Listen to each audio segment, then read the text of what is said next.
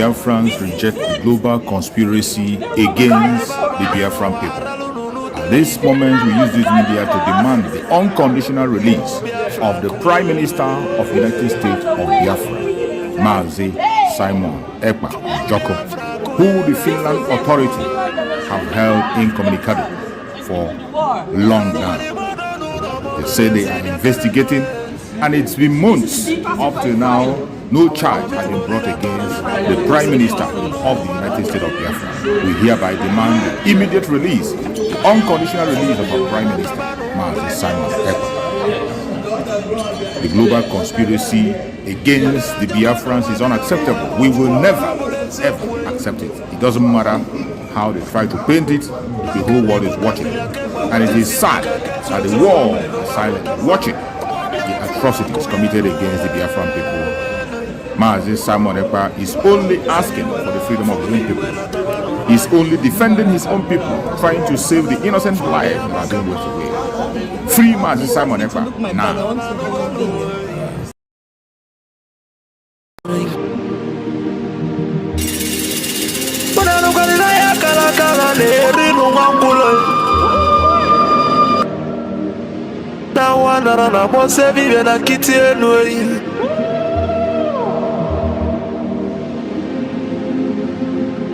Natulaje bano mabuli vemelem. Atibe kuna tulane bovo. Timalugo no nugodo kokodo nyano be hule. Dani moda tunilu. Naya kalakala kwa lerinu mwangulu. Ngula matali wanso jere futa mbaka njuba diali. Mama abulezi okwenu. Na baka la keluego nezi enwe. Nubocha kala keluego nudezi. Baka na baba neno waralu nunuteyi. Umu Biafra kunyenwe. Umu Biafra kunyenwe. Unanu kwa ni mono nuno mono nezi biakenenwe. Ono nenu lira tono nanda gulugu seji tono nugu banataye. Kanyi wele fobi wena tabanu banyo. Makana nyuko no 1 million we bofu wa mabulezi okwe. Naka ni kwata milake kwa waja siyenyi ka kesu ezo pabule be wero tamano. Umu Biafra kuyenwe. Kanyi wele fobi wena tabanu banyo. Makana fobi abakama. Nana nugo no way.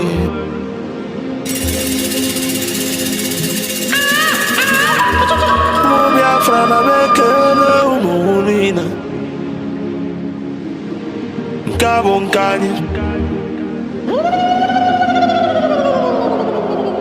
Mwadati na ijele wanyi biakenemi. Okwage bulu kwekene na fando to Biafra is our hope. And the Biafra is our religion. God in a water cheers a moon or be born here. Where's the can argue? I don't know what you quote. The Kemba one of Biafra land among them.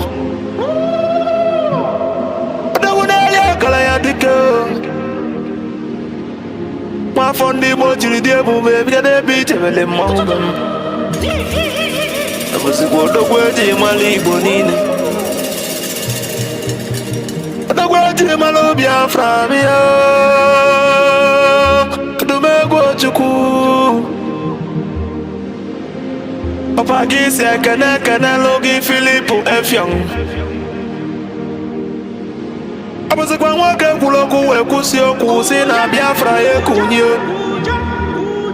na ya bụ Biafra ya tụrụ ugo wenata na bụrụ na ya bụ Biafra ekurigo n'ọkụ ọgụli nwata n'aka na na-ele ele ọgbaghị isi ekene kenelu gị onye ndu Mazi Nnamdi Kanu Amadike Biafra kedu ebe ị dike Amadike Biafra bịa She has no jurisdiction to try me.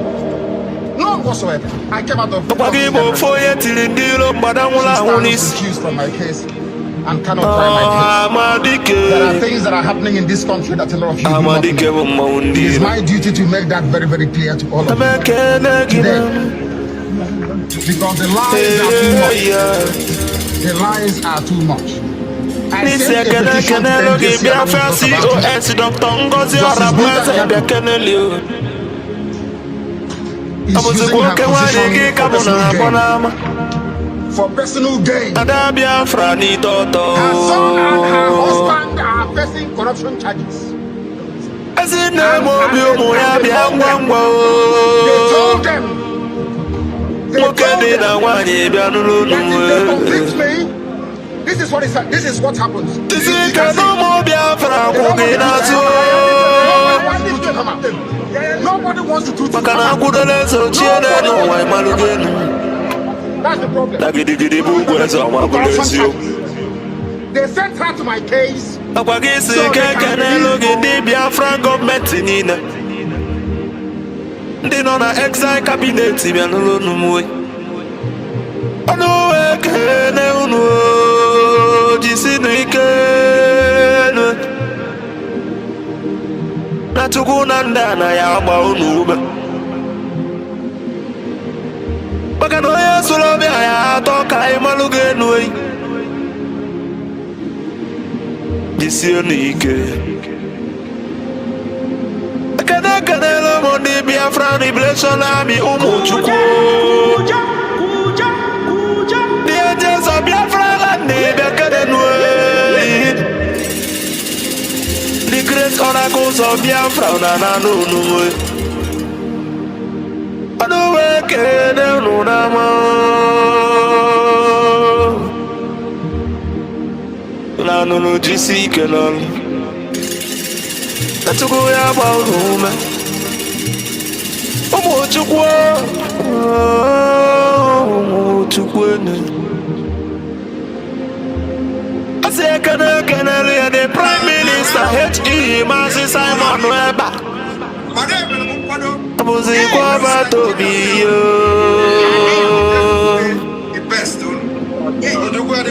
otu adịrị ụmụ Biafra bịa n'ụlọ anụ nganga mpiote mgbe wilu nna m mmiri na-arị ugwu bịa fụdụ akọ mmiri na-akwa n'olu mmụọ na-akpụ akpụ bịa keneli ọdọgịrị dị m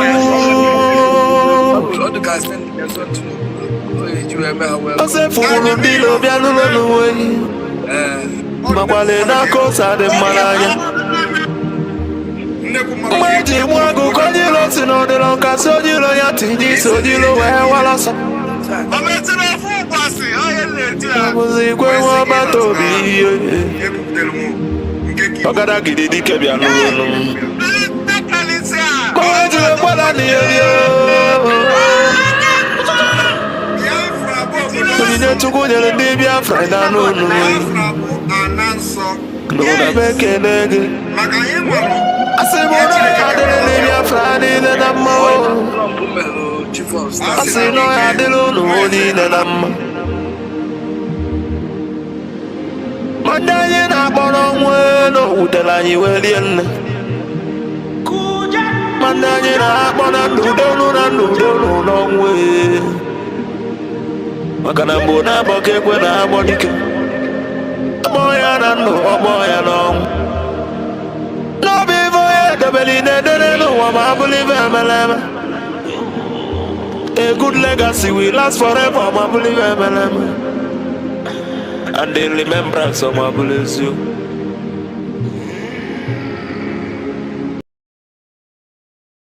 heaven, the very oldest language on the face of this very earth.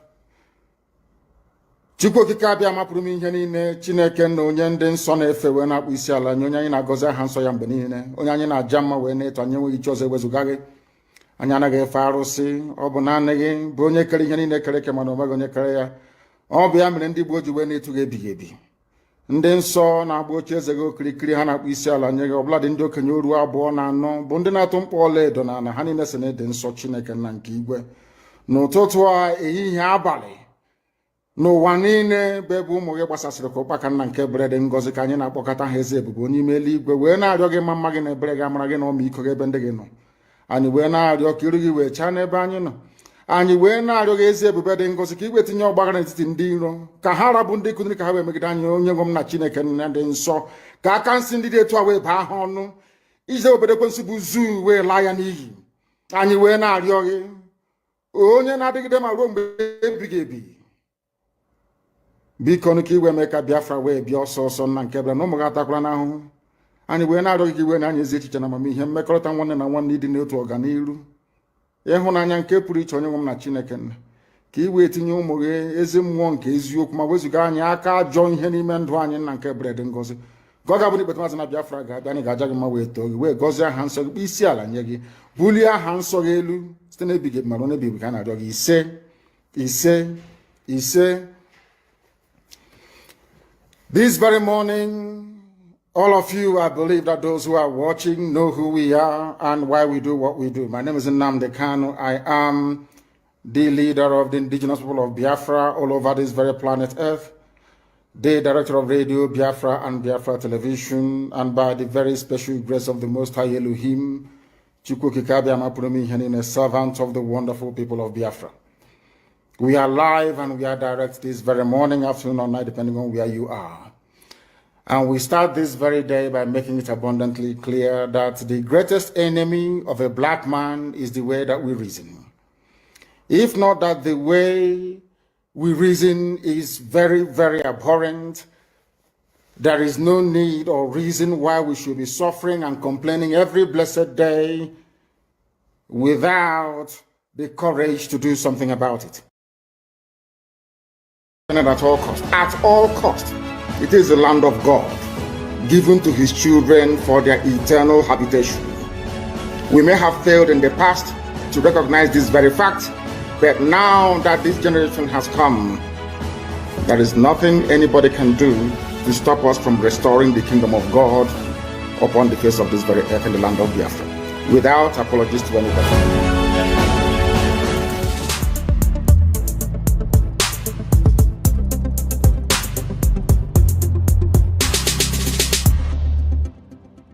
The Fulani approach to the zoo called Nigeria is called the devil's alternative. Fulani, they have this two-pronged approach to the issue of one Nigeria. If they collapse you through banditry, they will overrun you because they believe they have superior weaponry. Right now, and all of them are in this game together. That's number one. If you sue for peace, which idiots like Omahi are doing, if you sue for peace, they will also get what they're looking for because they will plant Ruga in every local government area. The devil's alternative, whichever option you choose, men are going to die. Men will die. It doesn't matter the option you choose. If you wait for them to do things peacefully, which they will never do, to kill you anyway because they'll be Ruga, and you allow them to forcibly take over your land, you are taken over, they will take it by force, and Fulani will plant their people in your local government areas. That in the next 100 years, you'll be hearing about Olo Emirates. And then we'll be like Hausa people. Our great-grandchildren will now ask their parents, what happened? They will tell, oh no,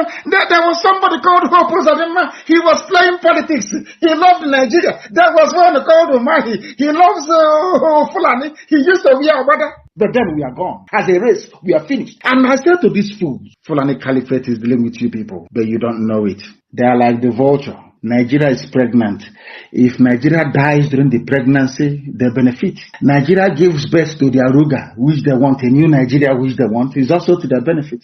The only people aiding and abetting them are these quislings, the fulefus from the East, intellectuals, and sophisticated morons from the West. Juku negotiated restructuring.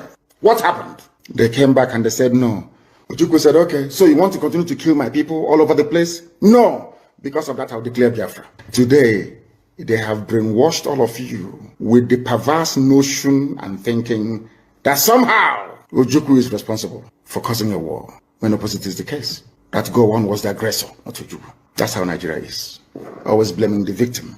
And we lost over 5 million people during that very genocidal war. They killed over 5 million Biafrans. They wanted to wipe us from the face of this very earth. But we survived it. And we are here today. Those they gave birth to, they have come. And this time with a wrath that you cannot even begin to imagine. And What we are pursuing is a part of pressure, relentless pressure, to ensure that Biafra comes. How are we going to employ that pressure? There are only two ways to get your freedom in the history of the whole world. Freedom can be gotten only two ways. One is through the ballot box. In other words, people will contest and they will have Biafra Nationalist Party. Yes, as they have in Scotland. And then we vote for them. When they then go to the house or maybe go to Abuja, they will say, we are here under the mandate of Biafra Nationalist Party. Because of that, we want to go and conduct a referendum in order for us to be free. The other way, you fight. Either you go through the ballot box or you fight. Which option are we choosing? We have chosen to fight.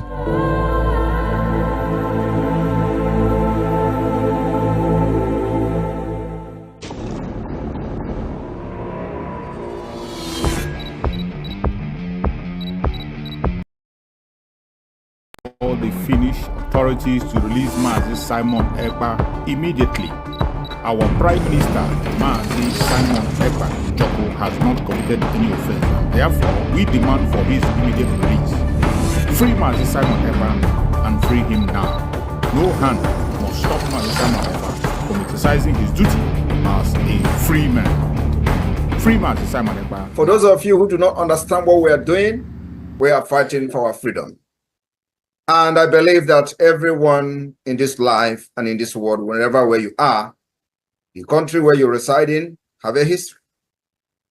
Now, I want every one of us here today and those who will listen to this particular speech to note one very important fact. Nigeria state came into being through conquest. This is a fact that nobody can change. Nigeria came into existence through conquest. And the forceful imposition of foreign rule, which denied the indigenous people in Niger area the opportunity to negotiate and choose what they wanted. That is the problem. We have lived with this foreign rule and this forceful union for decades, over 100 years. That is the problem. Now, I want everyone listening to me today to also understand that after this forceful union of Nigeria, called the amalgamation, successive regime, both before and after the shambolic independence, continue to hold the state together in a similarly forceful manner, the same pattern and the methodology that the conquest and invasion and the colonizers came in with. They thought by the forceful and the barrels of the gun, they will continue to kill people for the unity of Nigeria. That also is the problem today. So, this impression that they are creating, that the country must remain as crafted from the amalgamation by the colonialists, and that this country called Nigeria unity is non-negotiable. That is also the problem. We have lived from centuries to century, and today we are in the era of 21st century. We are now in a global village.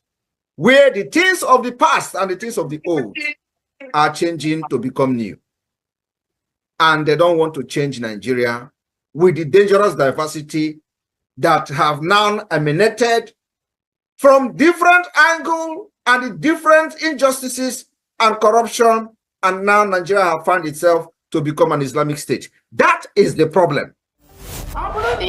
That you are supporting Nigerian government in any way, either in the Nigerian army, Nigerian police, Nigerian security, Nigerian immigration. The PM has said today, we are not against you, but if you wear the Nigerian uniform representing Nigerian government in Biafra land, you are going to pay the price, and you're going to pay the ultimate price for supporting a terrorist government that is in Biafra land. These are terrorists that kill our people, maim our people, burn our houses, burn our businesses, burn our homes in Biafra territory. If you are one of them, you have yourself to blame. If you are wearing any Nigerian uniform, Nigerian military uniform, Nigerian police uniform, Nigerian security uniform, sorry is your name. We have no prison, we have no jail. If you are caught inside Biafra land, you are gone.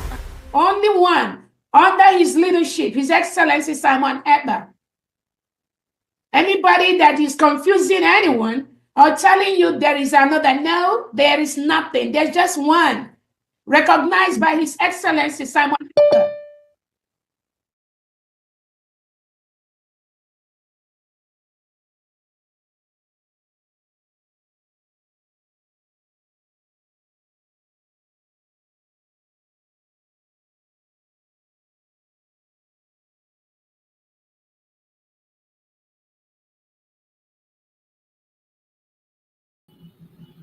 You are highly welcome. I welcome everyone that has connected to this very program. Whichever angle you are joining us from, either you are watching from TikTok, or you are watching on Facebook, or you are with us on David Herbert channel where we are hosting the program. I appreciate you and I welcome you to the program. As you join us on today's program, I will urge you to like and share the program. That is one of the most important things you will do as you join us. Share this program in all the platforms where you belong. Share it to family and friends. Share it to your neighbors. And remember, it is an interactive section. If you want to join me live on this program, come to David Herbert channel on YouTube. David Herbert channel on YouTube. When you get there, on the comment section, you are going to see the link to join the program. All you have to do is to click the link and I will bring you into the program. Then you will make your contribution. This program is for everybody. And today's program, we are going to do what we always do. So try to be part of it. It is an interactive section. Feel free, no matter your orientation, no matter your location, no matter your religion, no matter your own ideology, feel free to join us live on David Herbert channel and make your contribution. Ask your questions. And for the sake of those who are coming across this platform for the very first time, or those who will come across the video for the very first time, this platform where you are watching this program is a platform that is under the United States of Biafra. This platform is under the United States of Biafra. The United States of Biafra under the command of our Prime Minister, Mazi Simon Ekpa Njoko, and on the supreme command of Mazi Nnamdi Kanu. Today, under the leadership of the Deputy Prime Minister, the COS, Dr. Ngozi Oreboweze. That is where we stand. In this platform, we do not come here to instigate violence. We don't come to this platform to preach hate. We do not come here to attack any persons or individuals. We do not come here to attack any race or religion. What we do in this platform is to stand for justice, to speak up for those who are seeking for their freedom. It does not matter your religion, your location, your race, your ideology, your orientation. As long as you are genuinely seeking for freedom, you are highly welcome. In this platform, most especially, we focus on the Biafran people. Biafra is a country that existed from 1967 to 1970 in the old southeastern Nigeria, which is today the present southeast, Lower Kogi and Lower Benue. This country existed for 3 good years, fought a brutal war, which the world ganged up together to fight a genocidal war against the Biafran people. This genocidal war involved the British, the French, the Russians, and to an extent the United States, against the small Biafra for 3 good years. And the Biafrans were deceived to accept no victory, no vanquish. And then they changed the dimension of the war and continue on that warfare. From that 1967 up to this moment as I'm speaking, that war is still going on. The only difference is that they changed the dimension of the war, the tactics of the war, and the names they gave the war. And of recent, the Chief of Army Staff came on the national TV to announce the war once again. He called it asymmetric warfare. He came back and he called it jungle warfare. But due to the collective conspiracy of the world, and more especially the media, none of them is paying attention to how the contraption called Nigeria is executing this war in Biafran territory. Children have been made orphan. Women have been made widow. Men have been made widowers. Business have been destroyed. The young children lose their life. Parents have been made childless. Children have been made orphan in Biafra land as we speak.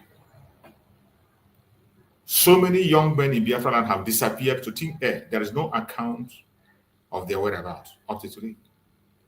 So many have been locked away in various prisons in Nigeria, and so many have been buried in mass grave in Nigeria.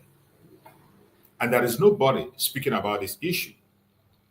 No media is covering this issue, not even investigative journalists. None of them is paying attention to this atrocity that is going on in Biafran territory. It continued to happen again and again and again. In 21st century, where they claim to have human rights, in 21st century, where there is a claim of a United Nation, yet atrocities of a large scale is happening in Nigeria, more especially in the Biafran territory, and also in other indigenous areas in Nigeria, in the north, in the southwest. This atrocity is going on daily basis. Lives are lost in hundreds. Yet, nobody is paying attention to this very issue. The Biafran people have written petitions. We have done protests across the world. We have written to the countries of the world and organizations that matters. Some of those organizations have evidence, video evidence, picture evidence, written evidence, confessional evidence from eyewitness. They have offices in Nigeria, and yet no action is taken on the mass loss of life that is happening in Nigeria on a daily basis. In 21st century, the genocide that is happening in Biafra land and in Nigeria as a whole cannot be compared to anything in this 21st century. But yet, the so-called United Nations is silent and adamant. The human rights organizations are silent and undermined.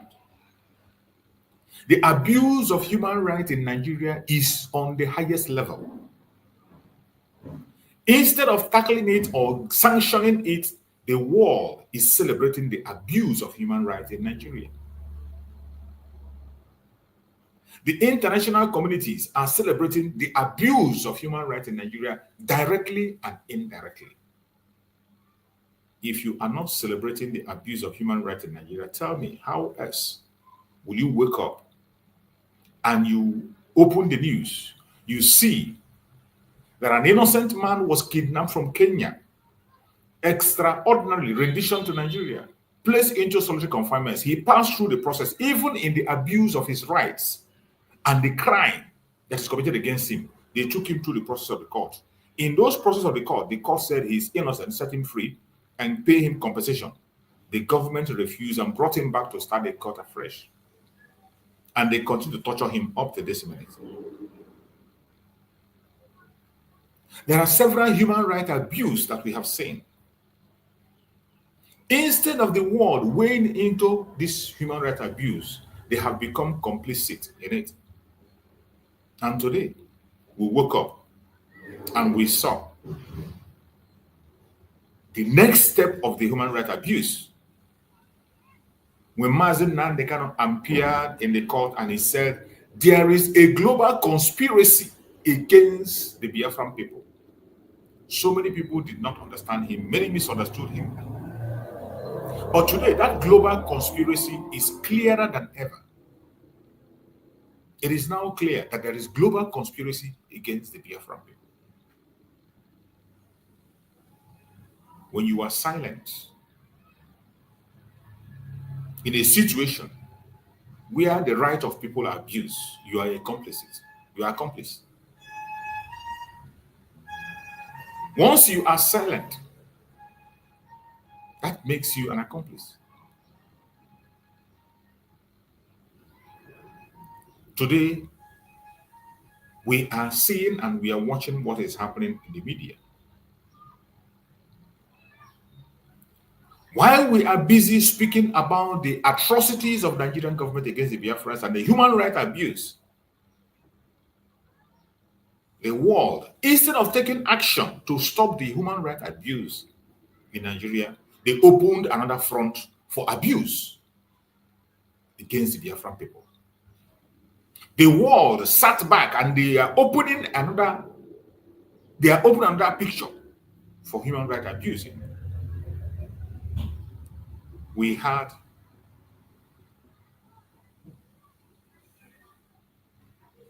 the taking out of our Prime Minister, Mazi Ekpa. Simon Ekpa was called in and have been incarcerated now for many months without bringing him to court, without telling us anything. All they told us is that they are investigating. Simon Ekpa was taken away by the Finnish authority without any concrete evidence against him, without any crime committed. It was only accusation, a mere hearsay. Because of the accusation against him that was brought, flimsy accusations that was brought against him by the federal government of Nigeria, and some other individuals who we will talk about. The Finnish authority took Simon away for months now without telling us anything. Anybody on this planet Earth that does not know who is in charge of the terrorism in Nigeria is deceiving him or herself, including Nigerians themselves. They know who is in charge, who is responsible for terrorism in Nigeria. Every single Nigerian that has come of age knows those who are sponsoring terrorism in Nigeria, those who are actively carrying out terrorist activities in Nigeria, sponsoring it directly and indirectly. It is not a hidden issue. The world knows this. And yet, that same terrorist organization, the Nigerian government, rose up. With the human rights abuse record they still have the gut to go after a Biafran that is genuinely trying to secure the life of some people. They went after a Biafran with flimsy excuses and baseless accusations.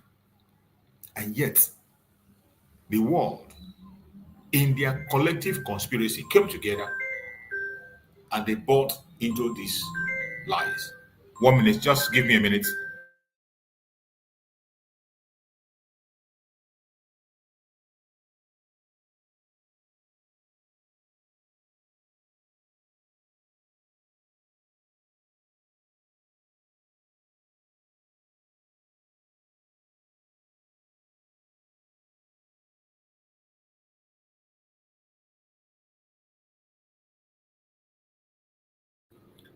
Sorry, I had an urgent call that I had to receive. So, my fellow Bear, this is what is happening, and before the whole world will see it unfold again and again.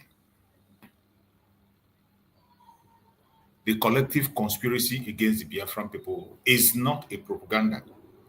It is not a made-up word. It is a fact that every one of us have come to see and we must accept. But the Biafrans, we are not giving up. We are going to fight with the last drop of our blood to set ourselves free from the clutches of the colonialists and the enemies of Biafra, including the saboteurs. It is because of that today we are taking every measure possible, including extreme measures, to set ourselves free from captivity. Wherever you are watching this program from, I urge you in the name of Chukwukabia to like and share this program. Hang on to your seatbelt while we dissect today's program. And before I introduce the topic of today, I would like us to listen to this intro of our coming events and programs that the Biafran government is presenting in order to cement our recognition and our presence in the world. And this will show you that the United States of Biafra government is not a terrorist government. Neither is it done in the secret. We are doing everything legally according to international law. Hear this. On this day, we gather round to honor the heroes, lest they be forgot by Biafra soldiers. To all Biafrans worldwide, from the Idoma to the Dede, the Igala to the Ogoni, the Ijo to Wanang, Orong to the Ekit, the Ikwere to the Igbo, and all Biafrans, mark your calendar. A historic moment is upon us. On Friday, May 30th, 2025, the United States of Biafra government proudly invites you, all citizens and allies of Biafra, to a 3-in-1 event to mark the Memorial Day of our heroes and heroines at the first. On this day, we gather round to honor the heroes, lest they be forgot by Biafra soldiers. To all Biafrans worldwide, from the Idoma to the Dede, the Igala to the Ogoni, the Ijo to Wanang, Orong to the Ekit, the Ikwere to the Igbo, and all Biafrans, mark your calendar. A historic moment is upon us. On Friday, May 30th, 2025, the United States of Biafra government proudly invites you, all citizens and allies of Biafra, to a 3-in-1 event to mark the Memorial Day of our heroes and heroines at the first ever Biafra Peace Summit and the inauguration of our DC administrative office, a beacon of hope, strength, and unity for all Biafrans. Government, not the citizen, build up, we stand as one, united, in our one love, guided, government making us proud every day, blessed by the people.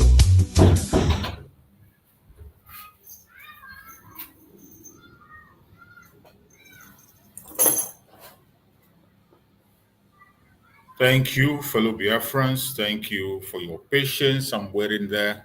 Thank you for listening. And we must continue no matter what happens. And today we have come once again, as I said before, and the topic we are going to discuss today is going to touch every one of us. And I want every Biafrans to participate on this program if possible. Please use the link and join me on stage. Join as early as possible so that we can deal with this issue and end the program on time. I'm not going to spend much time today.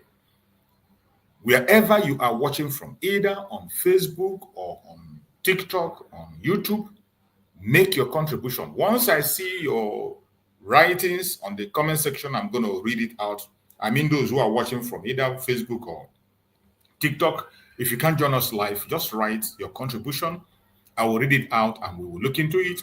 And if you are with me on David Harbour channel, please use the link and come in and join us. On today's program, it is going to be very important one. And more especially, it's be addressing the Biafran people, more especially the Biafran people. So my fellow Biafrans, wherever you are watching from, today we have chosen a topic that says, why do you celebrate the pain and failure of your own brother with the enemy? Betrayers end badly. It is a question. Why do you celebrate the pain and failure of your own brother with the enemies? Betrayers end badly.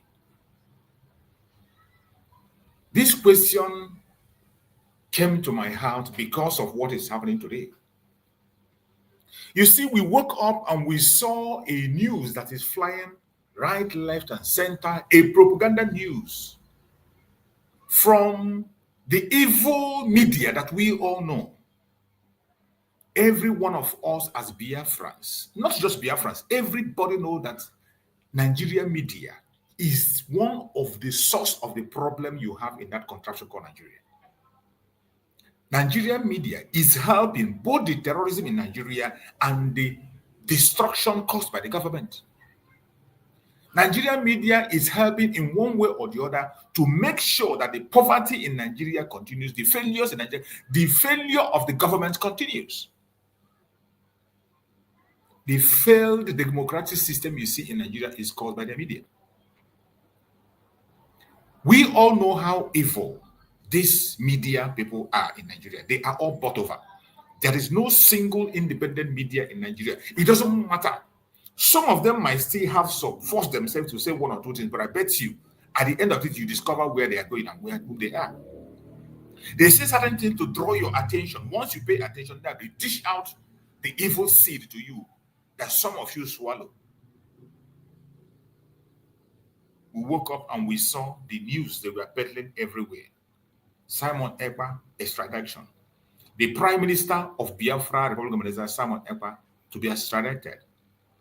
And when we saw that news, I was really, really, really heartbroken. The comments that people were making on their own and the way people were speaking. When you listen to people, the way they were contributing and what they were saying and the feelings fellow Biafrans were showing. I am not concerned about those who are not Biafran. I'm not concerned about the one Nigerian is. After all, that is their wish. That is their desire to see that Biafrans do not make headways. To stop Biafra, that is their mission. But my concern is those who claim to be Biafrans, who claim to be fighting for freedom, those who confess that they want freedom. They claim they love Mazi Nnamdi Kanu.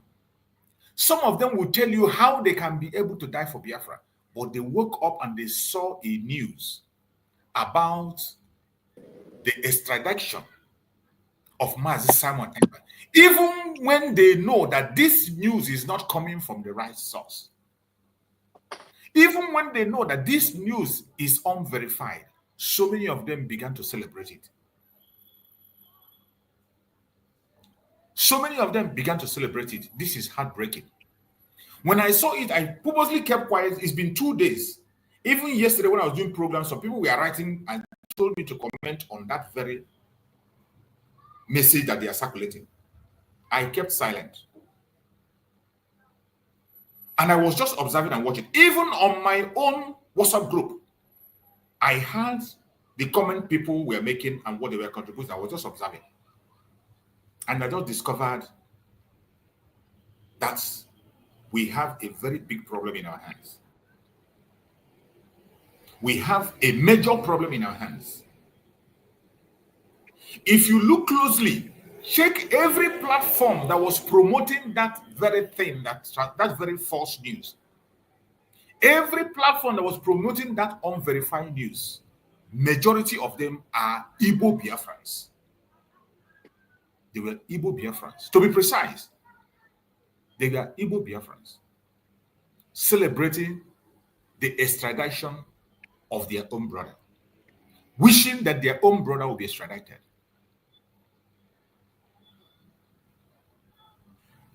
It is very, very sad. What has Simon done wrong? Every human being on this planet Earth that knows what it is to fight for freedom, they know what it is for someone to defend him or herself, knows that Simon Ekpa Njoko is standing on a solid ground. There was nothing he did that he did in the secret. Before ever he embarked on this journey, he made it open to the whole world. He made it open to the Finnish authorities. He didn't do it in secret. There is no single operation that Simon carried out to liberate his people that the Finnish authorities were not aware. Simon Ekpa was not a terrorist. Is not a terrorist and will never be a terrorist. Has never made any terrorist move against anybody. But today, the people who are very quick to call him a terrorist and tag him one name or other are the same people that he eat and dine with, the same people he's fighting to save. Now you see why Mazi Nandekano said that the Igbo saboteurs are the worst saboteurs he can ever deal with in this planet Earth. Every one of us remember Sunday Igboho. Sunday Igboho came out and he was fighting for his people. He didn't do it in the secret. He came openly and fought for his people. Organized a group, took up arms to defend his people, which is the right thing to do. Sunday Igboho went for self-defense of his own people. Even when the political set did not agree with him, some of the traditionalists did not agree with him, he went further to do what he has to do to protect himself, and the terrorist government of Nigeria came after him.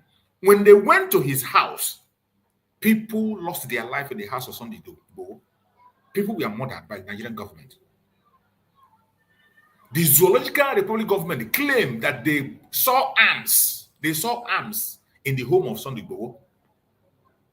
They claimed they were fired at. There was exchange of fire in the home of Sunday Igboho. And Sunday Igboho, by the grace of Chukwu Okike Abiama, escaped them. And he escaped through Benin. Nigerian government tried everything they could to bring Sunday Igboho back to Nigeria. The people of Oduduwa, the Oduduwa people, both those who are in politics and those who are in traditional level, they stood their ground and say he will not be brought back. They fought and fought until that case died a natural death. And Sunday Igboho took over. I think he went to Germany or Netherlands. And after some time, Sunday Igboho came back to that Zoological Republic like a hero, with a hero welcome, with convoy. He came back with a convoy.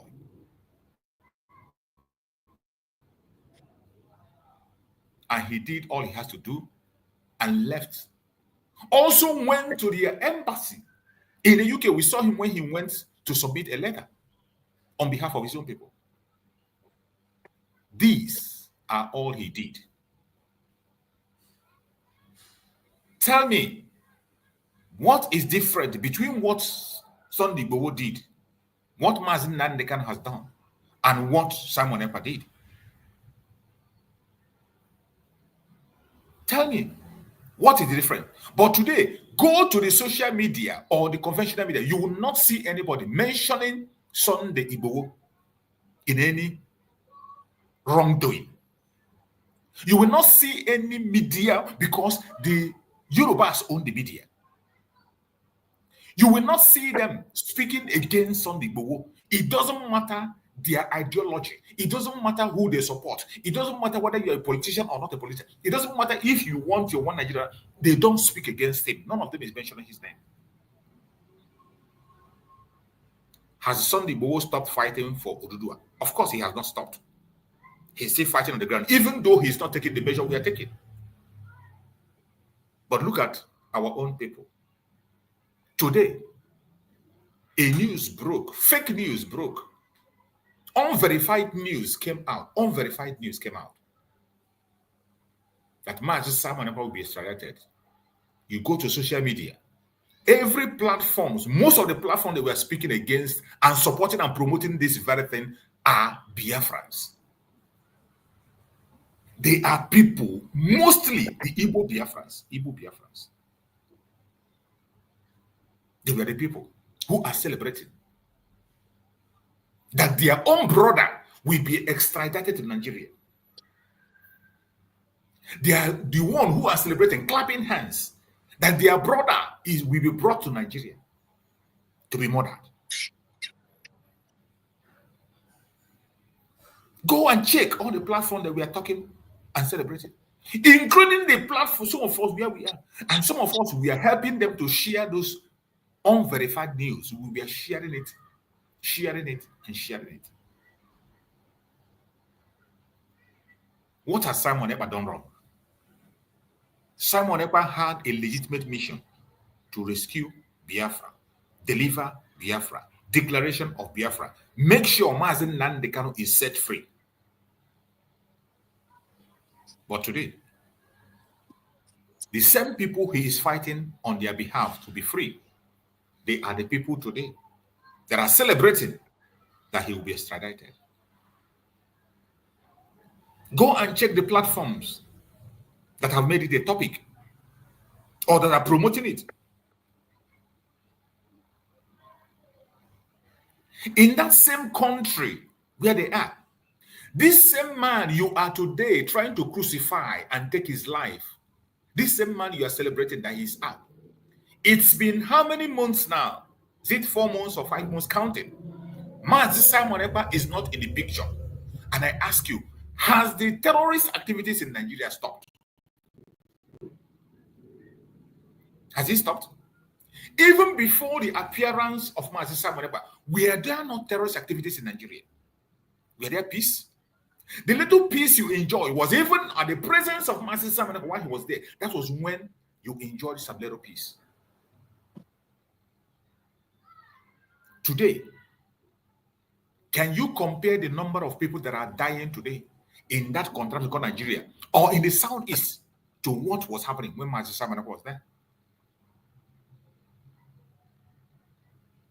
Even with the events that had happened in his absence today, you can see clearly that he was never responsible for the loss of lives that were happening in the southeast. Instead, he was a solution. He was providing solution. The insecurity in Nigeria, every one of us know that it was created by the Nigerian government themselves. They created it. They made it. And they made sure they destabilized Biafra land. These same people today that are clamoring to extradite Mazi Simon Ekpa in this northern part of Nigeria that has been taken over by the terrorists. A place where you go to some states, you see terrorists collecting tax from farmers, taking charge, mounting roadblocks. Nothing is done in that area. Instead, when they get them, they will tell you that they re-radicalize them and introduce them into the military. We have seen many people from the north, all the elite, including the Sultan of Sokoto, making a case for the terrorists. We have heard them talk of forgive them, reintegrate them, welcome them, introduce them to the government. This is the kind of case they are making for their people in the north. You can never see them telling you to bring their own. Even when Shekau was alive, when Shekau, the leader of the Boko Haram, was alive, they have never one day called for his head. Every one of us know how Shekau died. It was a disagreement between two terrorist groups that took the life of Shekau. It wasn't the Nigerian government that took him away. The leader of Boko Haram was not killed by Nigerian government. It was an infighting between a new emergence group and his own group that took his life. All the while, he was protected by federal government of Nigeria. At a point in time, some members of Boko Haram were found in the home of the present vice president of Nigeria. The vice president of Nigeria was found on a picture hosting one of the terrorists. One of the terrorists was found in his home when they were looking for him. Up to this moment, we have seen people from the north, the Fulani, coming to make case for them. They say Boko Haram are their foot soldiers. Fulanis are their foot soldiers. They are their brothers. That is the song they sing. Even today, they have made it impossible for people to confidently come to their media, conventional media, and call the Fulani terrorists what they are. They don't want you to attach their original title to their names. But look at Biafra land. Look at us. Look at us in Biafra land, more especially the Igbo Biafrans. They are in the forefront to destroy their own people. They are in the forefront to destroy their own people. Everybody wants to be the man in charge. If it is not coming from you, nobody else will stand. Even though they know that Mazi Nnamdi Kanu has been pursuing a genuine cause. Today, you see them today, when they come to the convention and they say, yes, Mazi Nnamdi Kanu is a good guy. He was fighting a good cause. He has a good reason to fight. He was doing it very well. He wasn't violent. But when Mazi Nnamdi Kanu was doing all that, what did they do? They were all busy plotting on how to arrest him, how to kidnap him. The same people he was fighting to rescue, the same Igbo politicians, Igbo elites, Igbo people, they organized themselves and made sure that they kidnapped Mazi Nnamdi Kanu. But today, when you see them talking on social media, some of you get carried away. Some of you, Biafrans, you get carried away. When they come, they tell you, oh, Mazi Nnamdi Kanu must be released. He's a very gentle man. He's fighting it the way he's going to. That is where he's supposed to be. He's not like Mazi Simon Ekpa, who is now taking everything to his hand, who is taking an extreme. Mazi Nnamdi Kanu was a very good man. I want all of you to look back. What were they saying when this very good man was outside fighting for them? What were they doing? What were they doing? Today, you see them celebrating that Mazi Simon Ekpa will be brought to Nigeria, even though they know it's an unverified information. Unverified info, and they are celebrating it.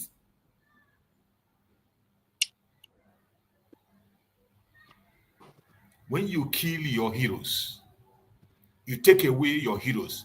Ihike yabia. Ihike yabia. When you have destroyed your heroes, a time will come, just the way you are remembering Mazi Nnamdi Kanu now. He said it every time he said it, every time he said it. A time you come when you will cry, oh, if it was when Mazi Simon Ekpa is there, he will not be silent. A time will come when you will remember and say, oh, has it been that it is the time Mazi Simon Ekpa is here with us? This will not happen. It is sad.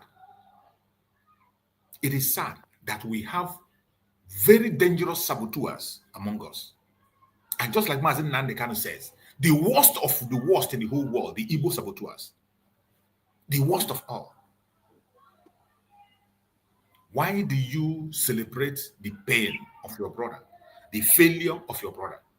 Why do you always celebrate the downfall of your own people instead of elevation of your people.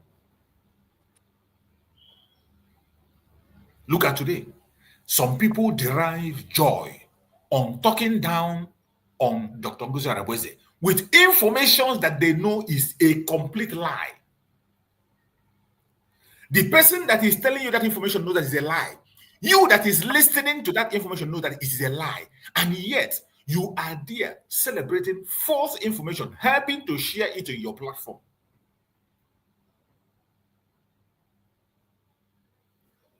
It is sad. Very, very sad. Why do you celebrate the pain and failure of your own brother with the enemy? And you think by betraying your brother that your enemy is going to trust you? Hell no. Once your brother is taken out, you'll be the next in line. You think that the arrest of Mazi is because of him. It's not because of him. They want to get at you. That was why they took him away. They know that Mazi is a barrier that is hindering them from taking you out. And when they remove him from the way, it will be easy for them to penetrate. But Mazi Simon Ekpa stepped in and he said no. And they saw that Mazi Simon Ekpa has built much more stronger barrier than you can ever imagine. They couldn't handle it. And they came in again. And they took away Mazi Simon Ekpa. And today, people who Mazi Simon Ekpa put his life on the line to die for, they are the one today trying to celebrate his downfall. They are the one today sharing the unverified information. They are the one today glorifying it. Why do you celebrate the pain and failure of your own people? Why? For how long are we going to be soaked into this envy and jealousy? How long? How long? Simply because you are not the man in charge, everything fails. It doesn't work. Simply because you are not the one speaking, whoever speaks, you don't take it. Even though you know that the contribution your brother is making is genuine, you know deep down in your heart, when you sleep, your conscience will tell you that this person is doing the right thing. But yet, out of your envy, jealousy, wickedness, you continue to fight against your own. I've come to see that the reason our freedom is being delayed today is because of us, more especially the Igbo Biafrans. The reason Nigeria is still not divided today is because of us. The people that are still holding Nigeria today, that is still standing under that tiny rope, the people that are still holding that tiny rope, are Biafrans, Igbo Biafrans, more especially. They are the ones that are holding that rope. They are the one Nigeria you are hearing today, it is because of Igbo Biafra, more especially. And except you are lying to yourself, all you need to do is to look back, look in the southeast and see the role they are playing in their politics, how they play their politics. Those who call themselves elite, go and check and see what they are doing. They are busy defending their enemy. They are busy building boundary for their enemy. Those who claim to have money, go and see where they are establishing themselves. They are busy making friends with their enemy, and they are ready to take you out as their brother. They are ready to take you out to be relevant in the presence of their enemy. You see those of them who claim to be rich, making a case, securing environment for the enemy, including buying land and dashing out to those who are killing you. And when you talk, they come after you. With the whole atrocities that Fulani has committed in Nigeria, how many Fulanis are in jail today? How many Fulani terrorists are in jail? If you know any or anywhere, please write on the comment section. We will send somebody to go and verify. How many Fulanis are in jail today? How many have been taken out? the Fulani Janjaweed protect themselves up to the military. I saw a video before I came on land. I wish I could see the video where a man was confessing that in the war front, while he was fighting in the war front against the Boko Haram, he was a sniper. I'm going to try to see if I can find that video. He's a sniper. It was in a rodeo program he called in, and he was explaining what transpired while they were serving in Nigerian army as a sniper in war front fighting against the terrorists. That while they were fighting, somebody, a fellow soldier, shot him because he was taking out the terrorists. And the man told him in Hausa that you are killing people too much. A fellow soldier told him, you are killing too much terrorists. And Hausa, and a Fulani terrorist told him that he's supposed to be a fellow. These are people they recruit into the army. They didn't only tell him to stop, they shot him. He narrowly escaped. And the man confessed that many of them who were professionals in their job in the military were shot dead by the northern soldiers. But what do? They will send a Biafran soldier to Biafra land to use that Biafra soldier to open fire on innocent citizens, burning their house, burning their properties, even when you know that this person has not committed any crime. Even when you know that the law in your country said that an accused person remains innocent until proven guilty. They will send you, you go there, you open fire against your brother. I am mentioning the Igbo Biafrans because we have the numbers in the old Southeastern region. And if we can act wisely the way we are supposed to act, every other people around us, our brothers and sisters around us, will be carried along, and they will go. They will join us. But most of the problem we are having today is from us. Why do you celebrate the downfall of your brother? Why do you celebrate the pain and failure of your own brother? How long are you going to be doing that and yet pretend that you want freedom? This is a question that I want everybody to answer.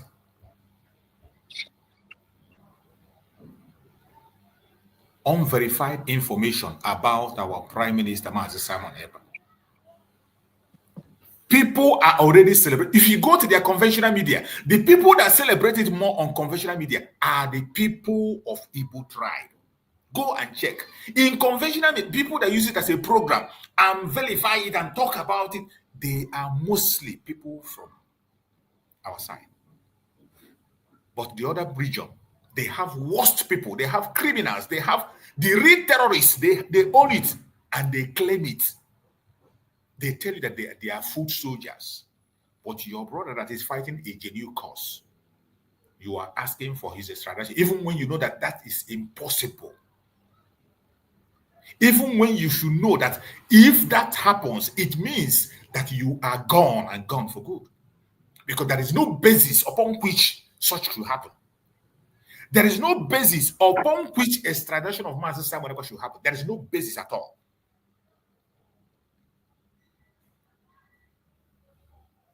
Nigeria record alone shows that even if you bring a criminal, you can't extradite that person to Nigeria because the person will never get justice. On what basis are you going to be extraditing somebody to Nigeria? Look at Mazi Nnamdi Kanu.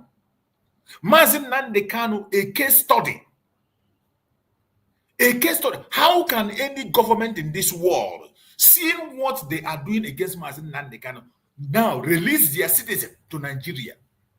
Upon which base are you? Upon which what are you going to look upon? With the human rights record of Nigeria that is zero. The human rights record of Nigeria is absolutely zero. And you know that before such extradition will go on, there will be a court hearing. In the court, your lawyers are going to debate the case. They are going to talk about the case. Mazi Ekpa we're talking about is a Finnish citizen. If there's anything that warrants them to send Mazi Simon Ekpa to Nigeria, we know that we are finished. It is not just about Mazi Simon, it is about you. So many of you that have citizenship in one place or the other, you think it's about Mazi Simon Ekpa. And because you don't like him, today they are saying they are going to extradite him. You are celebrating it and you are announcing it happily. And you think it's about him. Injustice against one is injustice against all. If they decide to carry out this collective conspiracy against the Biafran people, and it starts with your brother, and because you hate your brother, you support this conspiracy against him, you are going to be the next in line. It's just a question of time. According to international law, there is no basis upon which Mazi Simon Ekpa can step his foot into Nigeria in the name of extradition. There is no basis. It doesn't matter what they do, except when they go into their fraudulent conspiracy against the Biafrans. And when you see such conspiracy, you should be worried because it concerns you. It will affect you directly or indirectly. You think it's about Mazi Simon Ekpa. Tomorrow, you don't know who it's going to be. There is no extradition treaty between Finland and Nigeria. And as we all know, on international standard, before you can extradite anybody to any country, you must be very, very sure that that person will get justice. Number one, the person, it must be guaranteed that the person will receive justice in that country where you are extraditing him or her to, according to international law and international standard. Tell me, even if you are not a Nigerian, all you need to be is to Google in the news of Nigeria and you see their human rights record.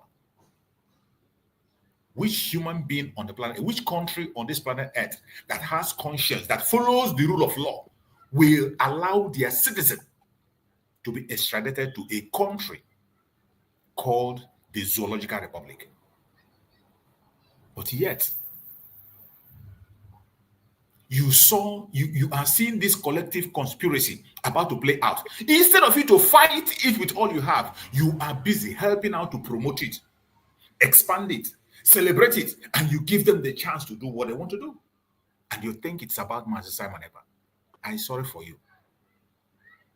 And as you know, the Igbo Biafrans have the highest population across the world in other lands. It is Mazi Simon Ekpa today. Tomorrow, it might be you. Tomorrow, that you have a citizenship is not a guarantee. That is what some of those idiots are trying to tell you. And you're accepting it with all faith because it is not you. It has not happened to you. Pray and pray that it's not you. Pray and pray that it doesn't happen. And I hope, I believe that it will never, ever happen. I welcome my fellow speakers that have joined me today. I can see my beloved sister, Obi Okafor. I see my brother, Greg, and I see our beloved brother, Christian. So I think our sister, Obi, is the first person to come here, and she's busy in the office. I don't know whether she will have a chance to speak. She's busy in the office. So let's allow my brother, I think, bro Christian. Bro Christian. Mazi, Chief, morning. Bro Greg will now go. Go on, bro Christian. Go ahead.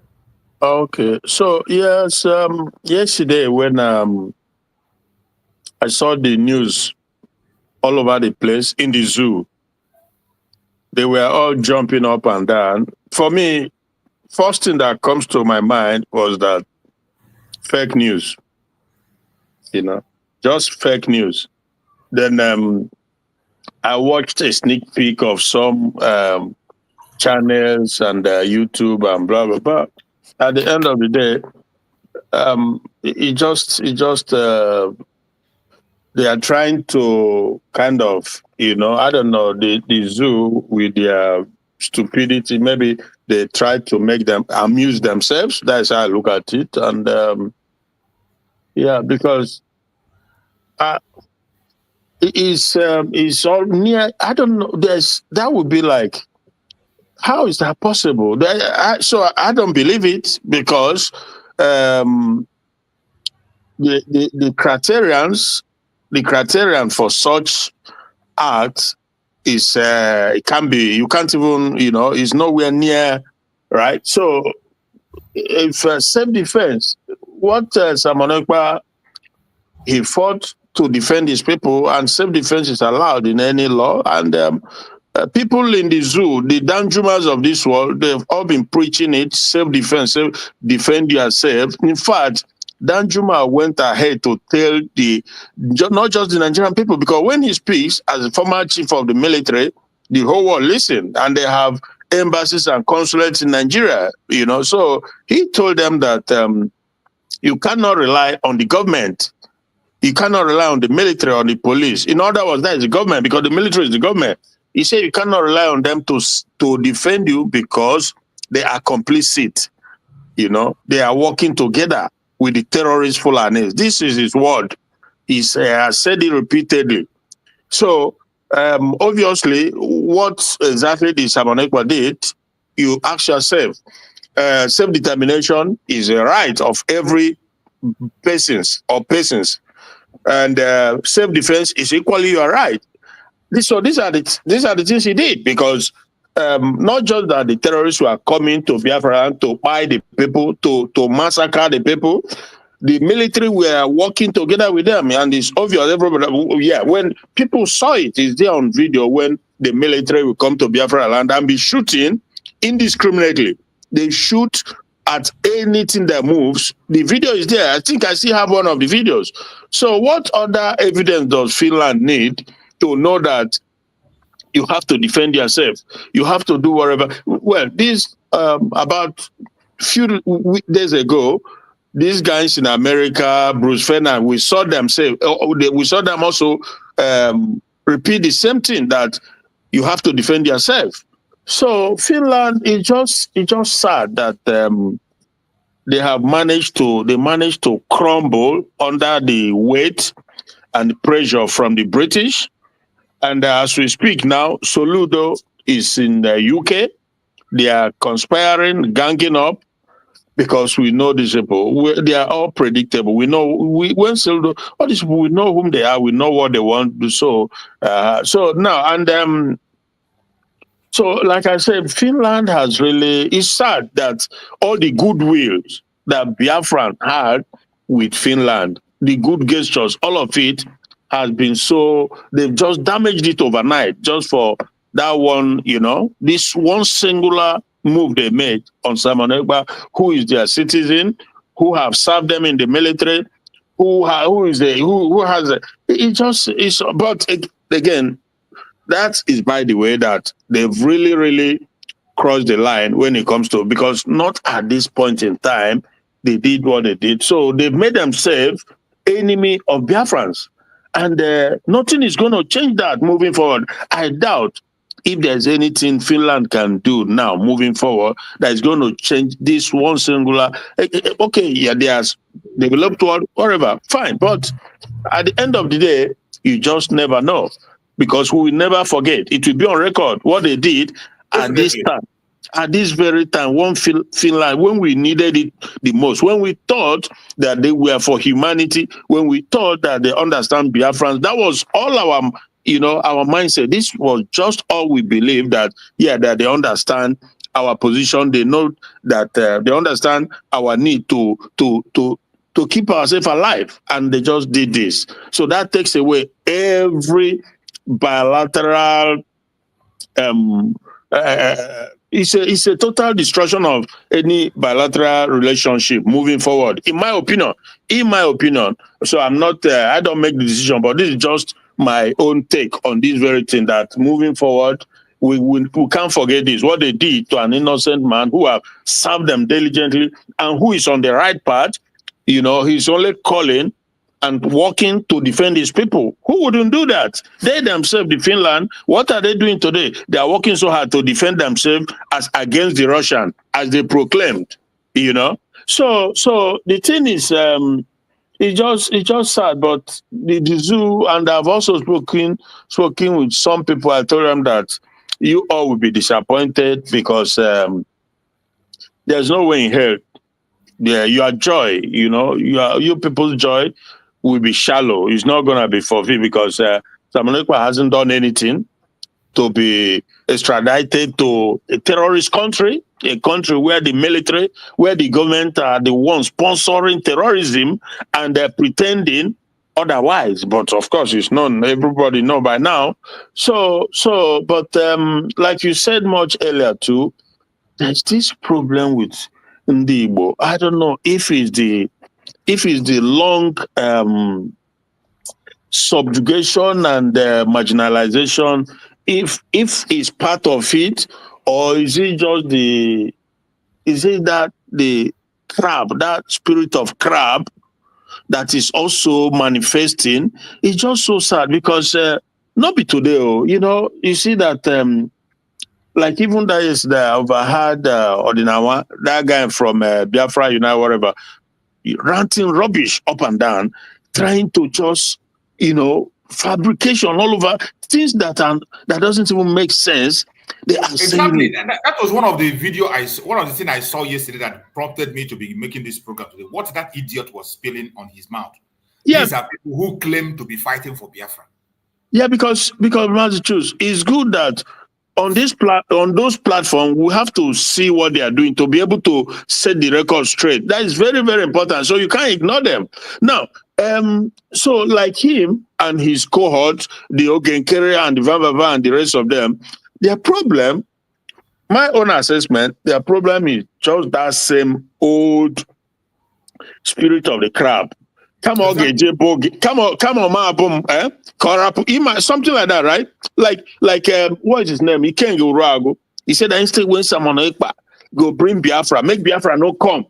So instead when he go be say no be Ogenkere and their people, making them sabotage, make them destroy. And that woman in France, she said it openly that she will make sure that she. So you begin to wonder, and it is sad. Again, but I don't get overly disturbed by this thing because I know it's been a long struggle, ages, decades. The enemy has so terrible seed among the people. And if you look, to be fair, if you look at some of these nations that has found their breakaways, find their independence, it makes easier somewhat because the people, there's this kind of unanimity among the people. There's this unanimity among them, including their political elites. But that is not the case with Biafra. Why? Because the global conspiracy attached to it, and the fact that for so long the enemy has really sowed the bad seed and they've germinated. That's why you have people like all these Soludo now, you see, who believe that for them to be relevant and to succeed and have position, they have to destroy Biafrans, destroy the push for Biafran freedom, just to please those that made them relevant, the Fulani, the Caliphate. So you see how yesterday also I watched an interview from Innocent, where the guy stated quite clearly that he was never notified. He said that even if they have given them, even if it's half an hour, 30 minutes, they would have evacuated the cars. Now, Soludo is doing that just to please the Caliphate. And there's a bigger picture attached to it. Trust me, my brother. There's a much bigger picture. He's not just destroying it. There's a message he is sending because he's working for the Nigerian Fulani system. Because these guys know, Soludo and the rest of them, they know that under Biafran government, such a thing would never happen. There's just no way. And in any normal society, such thing don't happen. Because if you want to bring down or destroy whatever for whatever government project, there's a way to go about it. You have to notify the owner, the person. And even if the person doesn't even react, you still don't have the right as a governor to go and start bulldozing people. You don't do that. It's the judicial system.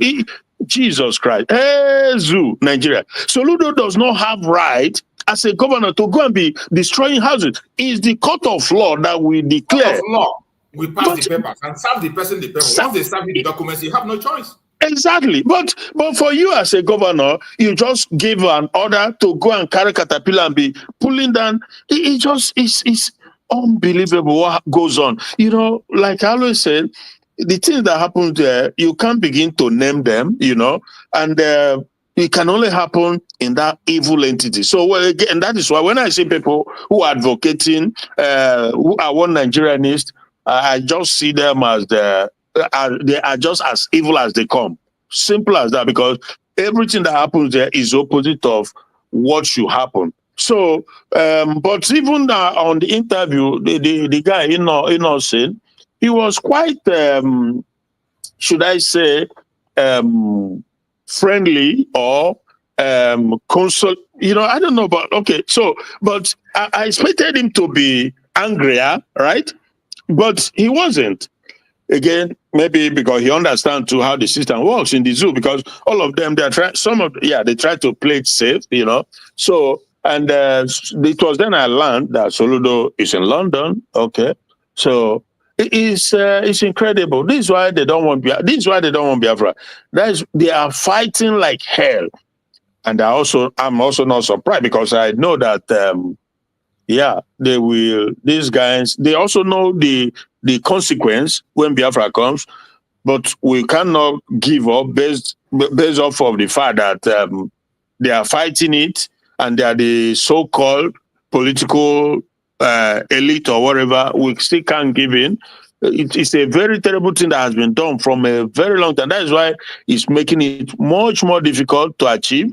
There's always a division, and given the other angle of what Biafra potential, it makes it all the more difficult. I used in the past that I used the saying in the past, you know, that the coming of Biafra will be like a camel going through the eyes of a needle.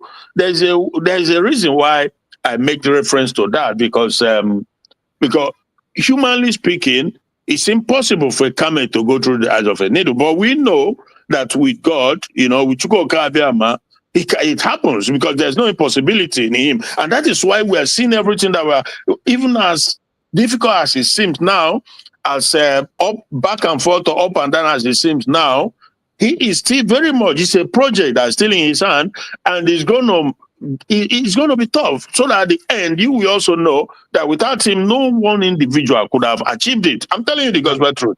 No one individual. He is the one who will be raising men and women. You know, Mazi Nnamdi Kanu said it. He said Biafra will come in such a way that no human being will take the glory. The last miracle. He said it will come in such a way that nobody will rise up and say it's because of what I did or what I did not do. Yes. You know, these people also, when I look at countries like Finland now, they are provoking Chukwuka Abiyama to anger. They are like obstacle in his way, and they will be dealt with in due time. This you can mark my word. In due time, he's going to raise a compulsion upon them, because they are trying to hinder his by compromising, by yielding and support. You know, when look, even as we speak now, you can clearly see they are conspiring to fight Russia. Even though during the Civil War, Russia also, they were able to manipulate. The British were able to manipulate Russia to join them in the genocide against Biafra. So Russia participated, you know, but somehow they come to the realization that this was wrong. It was clearly wrong. Until this day, as we speak, British continue to suppress, to make sure that the genocide against a people through hunger and other mass killing never see the light of day. They use their global influence as member of the P5, you know, to never talk about it at UN or any international body. But you hear about what happened in Rwanda, you hear about the one against the Jew, you know, the Holocaust, you hear about, but there's one that happened majorly in about 3 years, what they did through starvation, which is a serious, you know, serious crime. A serious crime. Using hunger, using food as a weapon against millions of people. But Britain makes sure it's not talked about anywhere. as if it never happened. It was just in 1967 here to 1970, but they make sure it doesn't come up anywhere because they know that they are culprits. They are culprit to it. Everybody know what they did. So the thing is, they are all, like I said, they will get their reward. That's for sure. And as for this fake news that they just spread all over the zoo yesterday, they will be put to shame because it's not going to happen eventually. So for Finland to have even kind of hold up Simon Ekpa alone is more than enough damage. They know that is even more than enough damage because it's not supposed to happen. Like 4 to going to 5 months now. On what basis? On basis of lie. They have I think embassy or consulate or whatever it is in Nigeria. They see everything that happens every day. They see everything. They come to Biafra land. They slaughter people. These same Fulani, under the watchful eyes of the Nigerian government, they will do nothing. And you are holding a man who was only trying to keep his people alive. It's sad. It's sad, my brother. So yeah, I'm still with you for the time being, bro. Thanks. Thank you so much. Thank you so much for that contribution. For everybody that is watching us and listening, I do not know why anybody would be glorifying the death of his own brother, the downfall of his own brother. And for the record, our Deputy Prime Minister, Dr. Ngozi Orebweze, have made her move and inquiries. And if you see what I'm sharing there, that is the post she made yesterday. And the post says, breaking from Finland. Madam, Finland will not give out any information pertaining to Simon Ekpa to any Nigerian news media. The information being peddled that Simon is to be extradited to Nigeria is false and should be disregarded. Nothing like that. Dr. Who wrote it? Dr. Ngozi Orebweze. She wrote it. Yeah, yesterday. Oh, is that this was going on, she made the inquiry. This information that came from Finland. Yeah. Yesterday. Also, so she was told that it's fake news, more or less. Exactly. That is what I just read here. The information that she got is she just posted that she got the information. The information says, Madam, Finland will not give out any information pertaining to Simon Ekpa to any Nigerian news media. Yeah. The information being peddled that Simon Ekpa is to be extradited to Nigeria is false and should be disregarded. Nothing like that. Dr. Ngozi Orebweze, COS, DPM, United States of Biafra. The Zoom media, they purposely push this just to stir up some, but at the end they will put to shame because if it doesn't come to fruition, so what does that make them look like? The people who can, even their chief of army staff is not even allowed to enter Canada. It was denied visa. How shameful is that? Anyway, it's a shameful country with no. Yeah, my brother. Thanks. They have shame. They don't have shame. My brother Greg, let's hear from you, bro. Greg, take up the mic.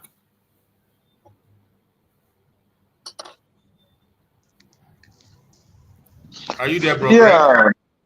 Yes, I'm here. Good afternoon, Mazi and brother Christian and our dying wine. Afternoon, brother.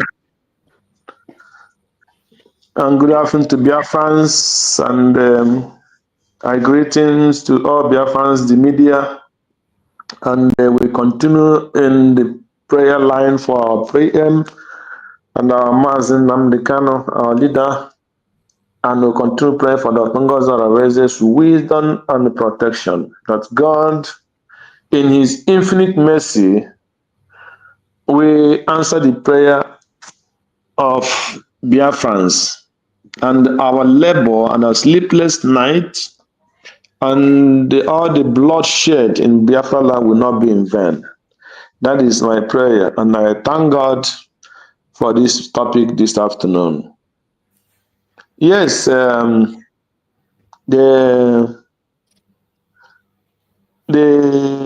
question and the jubilation of some people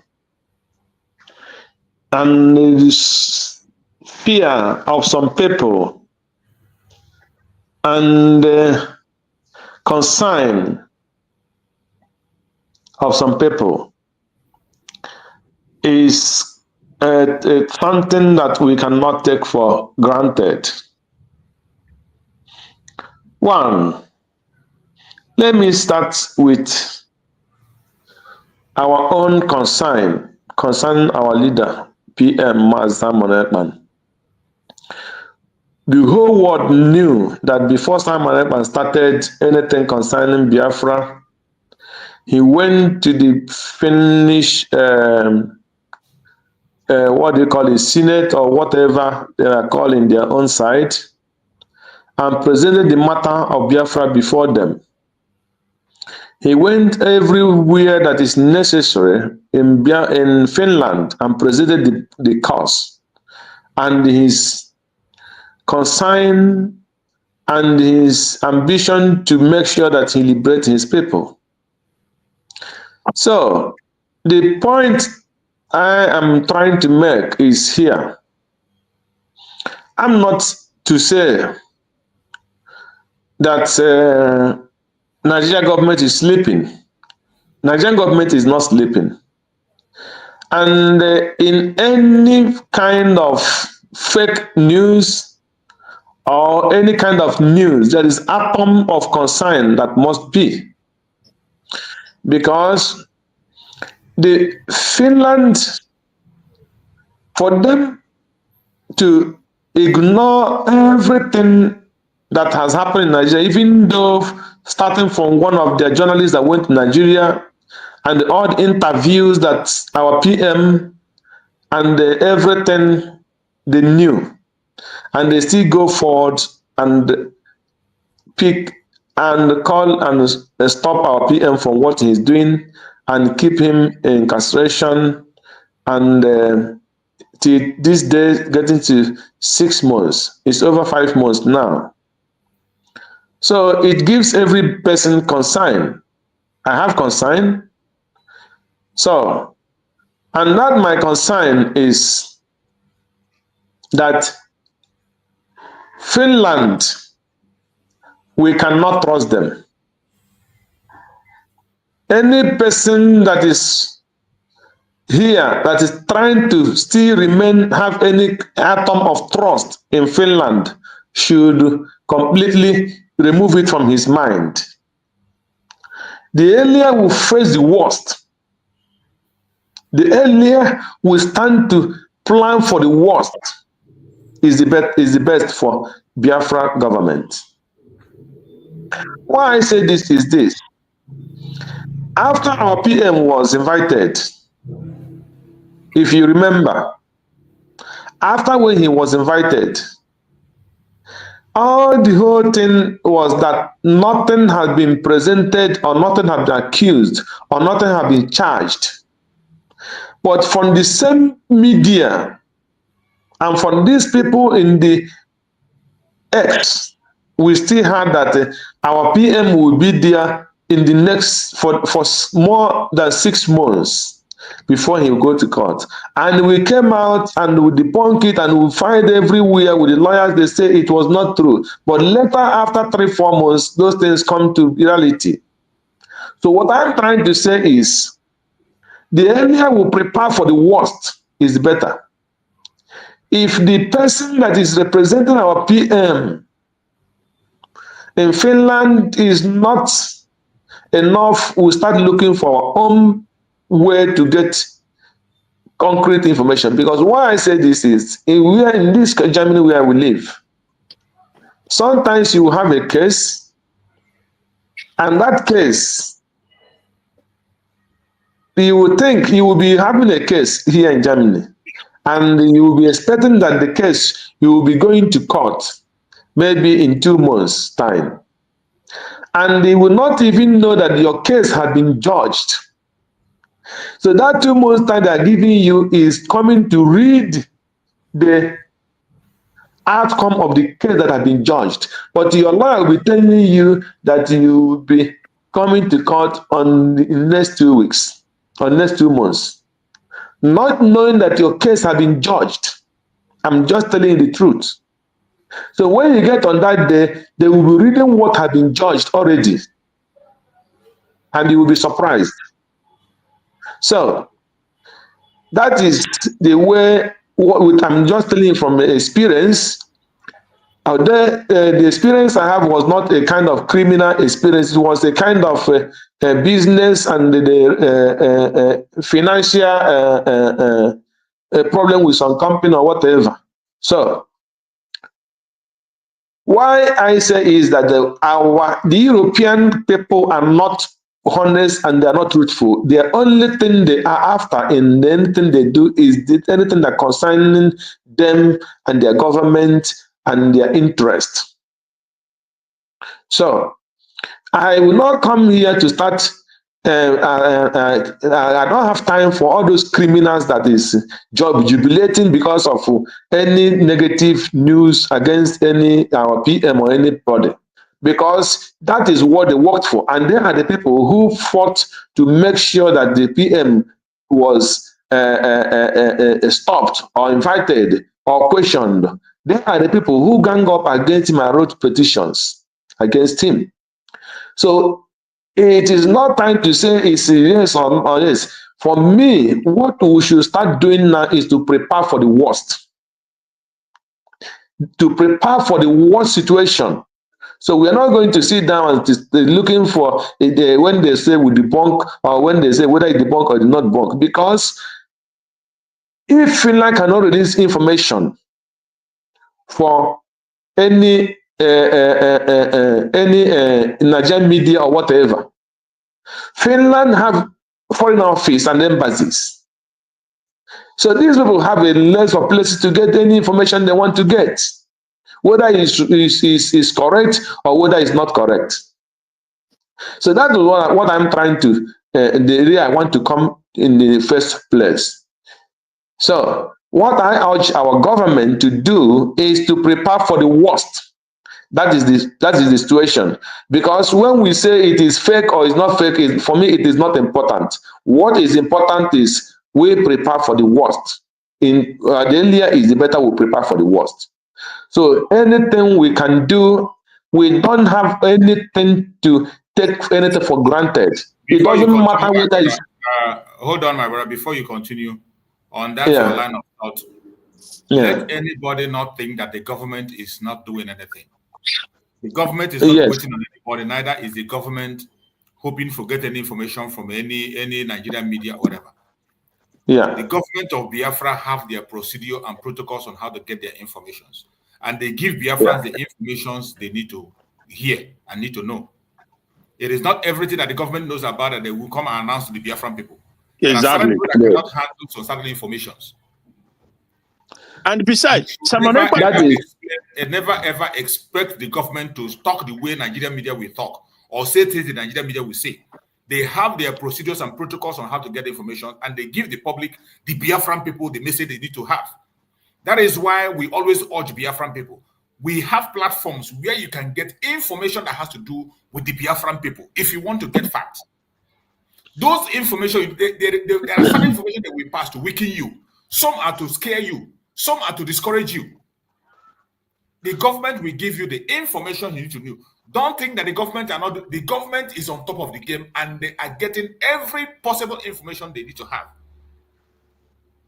Except it is the one when Finland government decides to make an information classified for themselves, there is nothing you can do to break it.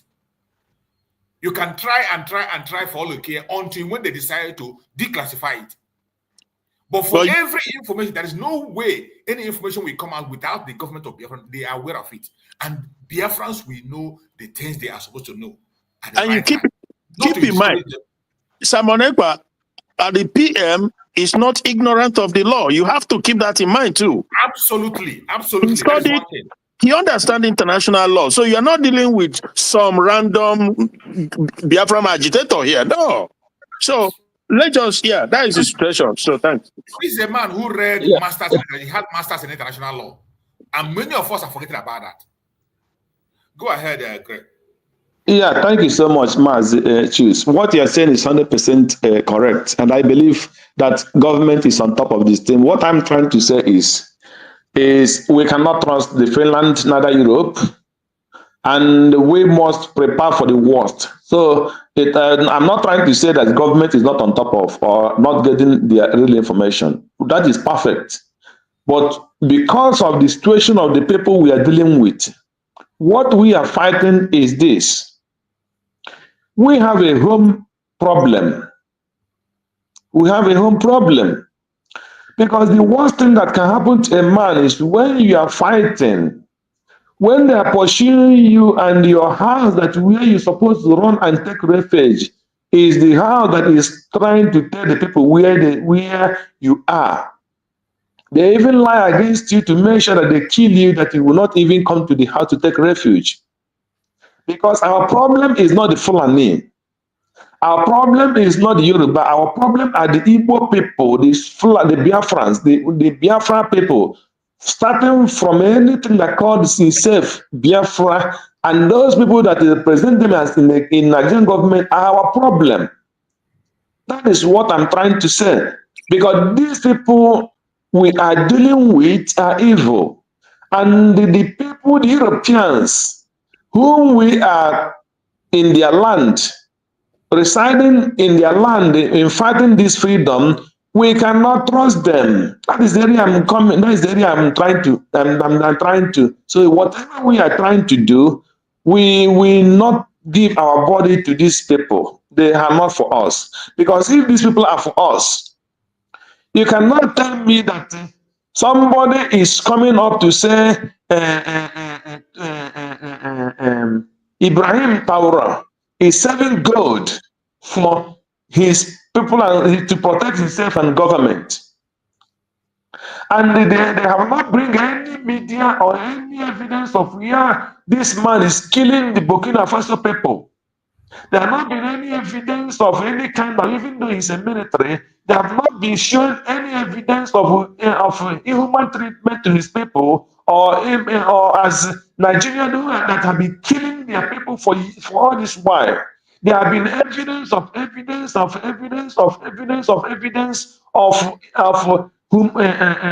rights abuse in Nigeria. Every day there's still millions of people. Every year millions die. Every week, thousands die. And this international community are still dealing with Tinubu. He flying everywhere. He going everywhere, having meeting with them, giving them whatever they want. That is what they want. They don't want our life. They don't care. So when they come out to start to tell you, pretend and doing this, it's 100% not true. That this is the area I'm going. So not that our PM doesn't know international law. He knew it 100%. Even all the whole broadcasts he made during all this while. I was watching somebody, one lady this morning. So he was making this thing. So every single thing that Simon Ekpa did, he not do anyone in secret. Everything. Even when he was calling Soludo, that he is somebody who kidnapped his person who was working with him or the in-law or whatever, and he paid 10 million. This is how the information he got. That information we are through. Did this already work on it? No. Those things are not interested. When they catch pay somebody and he said they expecting that that person will come and confess and say that Simon Ekpa is the one who sent out. Those confession did not have they channel it to Chinese Sanwo-Olu. Did the Nigerian government who asked who is Chinese Sanwo-Olu? No, till today, because he's working with them. He is working with them. So even if they use Chinese Sanwo-Olu and kill a whole village, it will not matter. That's this area I'm going. I'm not even one testimony, not even twice. And even when he make a comment that Simon Ekpa is shouting water, I will not, when he is not even the person who is doing it, they are the people who are acting it, and he come out and use it as evidence. Did Nigerian government not hear all those things? So if Nigerian government can hear that he's making noise in media, why didn't they hear all those evidences he was giving to them for them to use it and act? Because those people were working with the government of Nigeria, killing people, and that is what they were assigned to do. So the area where I'm coming on my own side is it's better for me to prepare for the worst in anything I'm doing, both the military and everything, because that is where I go back again. Because if this person who called himself Ogunkere, that Biafra was declared, and he did not do all those rubbish if he were genuine, And this military did not show any anger. They did not show anything, but instead, when Simon was taken, this guy come and ask them to keep calm in anything they are doing. That shows them it's evidence against Simon. So these are the people who are jeopardizing what we are doing. And they are the people who go behind and shouting Simon, Simon, just like DOS is shouting Nnamdi Kanu. When Nnamdi Kanu was kidnapped, they handed over Eastern Security Network to Soludo and all his men. When Soludo come at 100%, those governors come and say they are working with them, not once, not twice, not a third time they come out and confess working with DOS and the money they have paid and everything. All those we have evidence there. So, and this last revelation that this our commander made the last 2 days, that Ozodema was the one person who had been killing people, who even invited them to leave Biafra, fighting for Biafra, and come for him as the government to use them to be killing people, and they refused. All that is not evidence, and which someone have been crying on the internet. The Nigerian government don't have all those things. The international community don't have all those things, but they still went and did what they did. So what I'm trying to do is we have to prepare for the worst. That is my own message. I know that this thing might be fake news, yes, but still we must prepare for the worst. That is my area. I submit for this minute. I will come back. Thank you.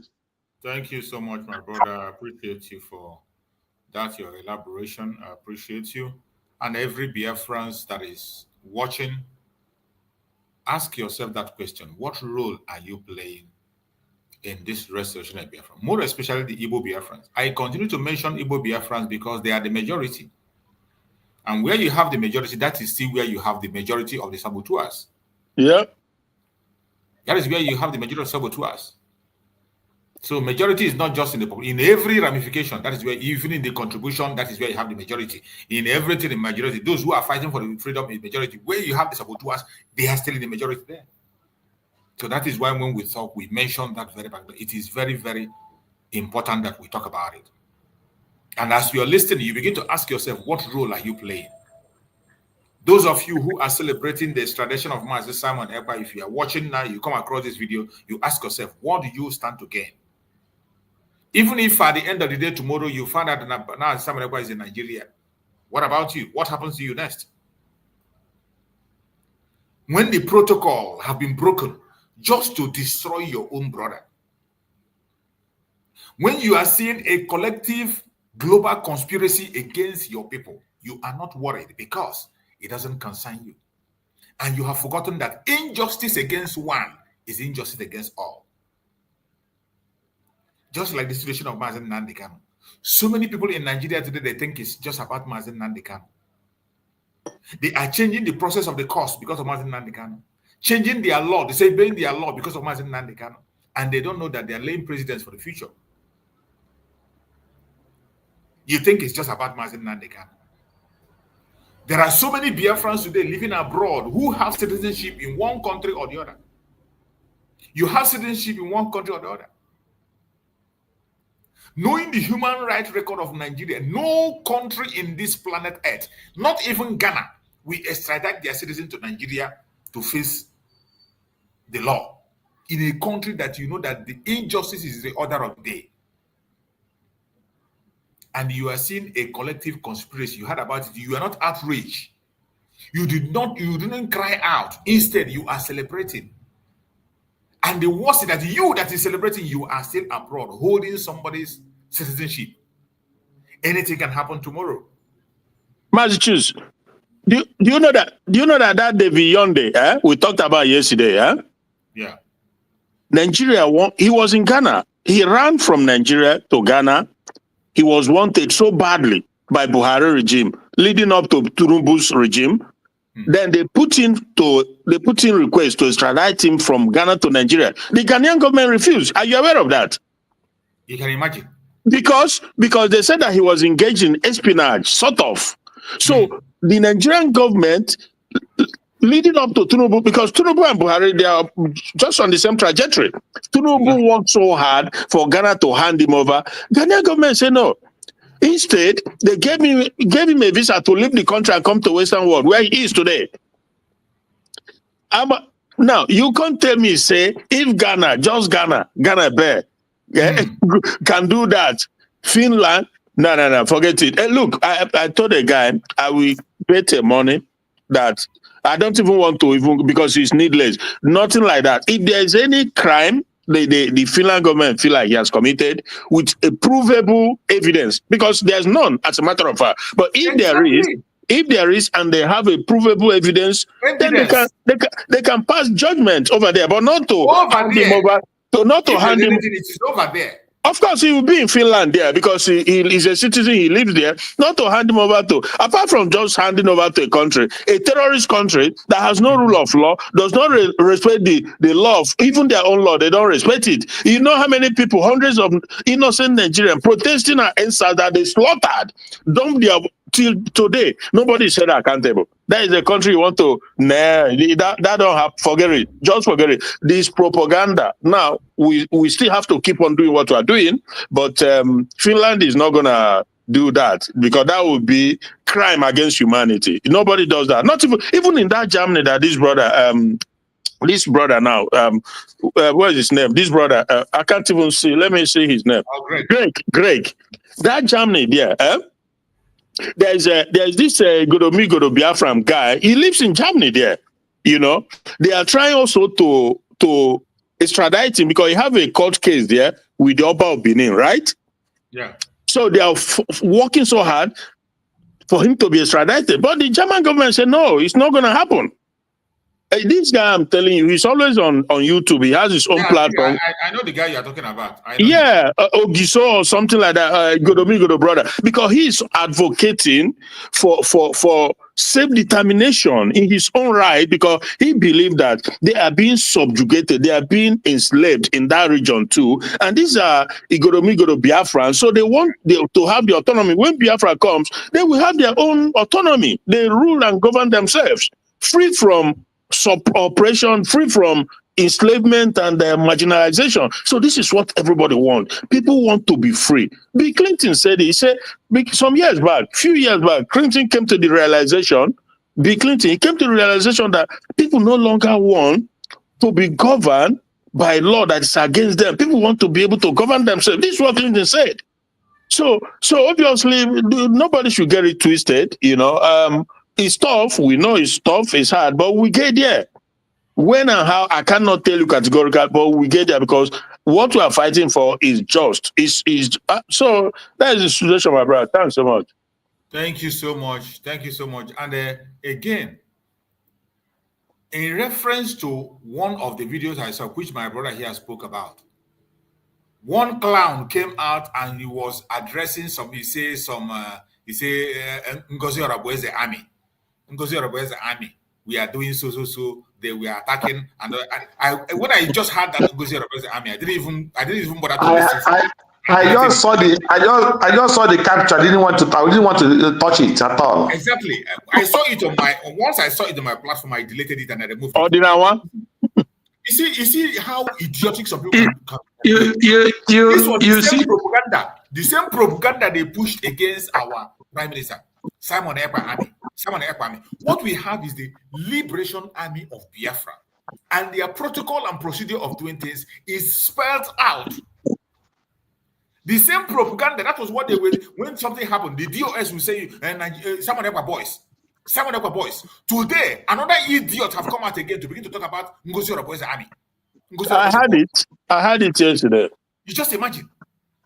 Another idiot has just come out. And some of our Biafra people are sharing it.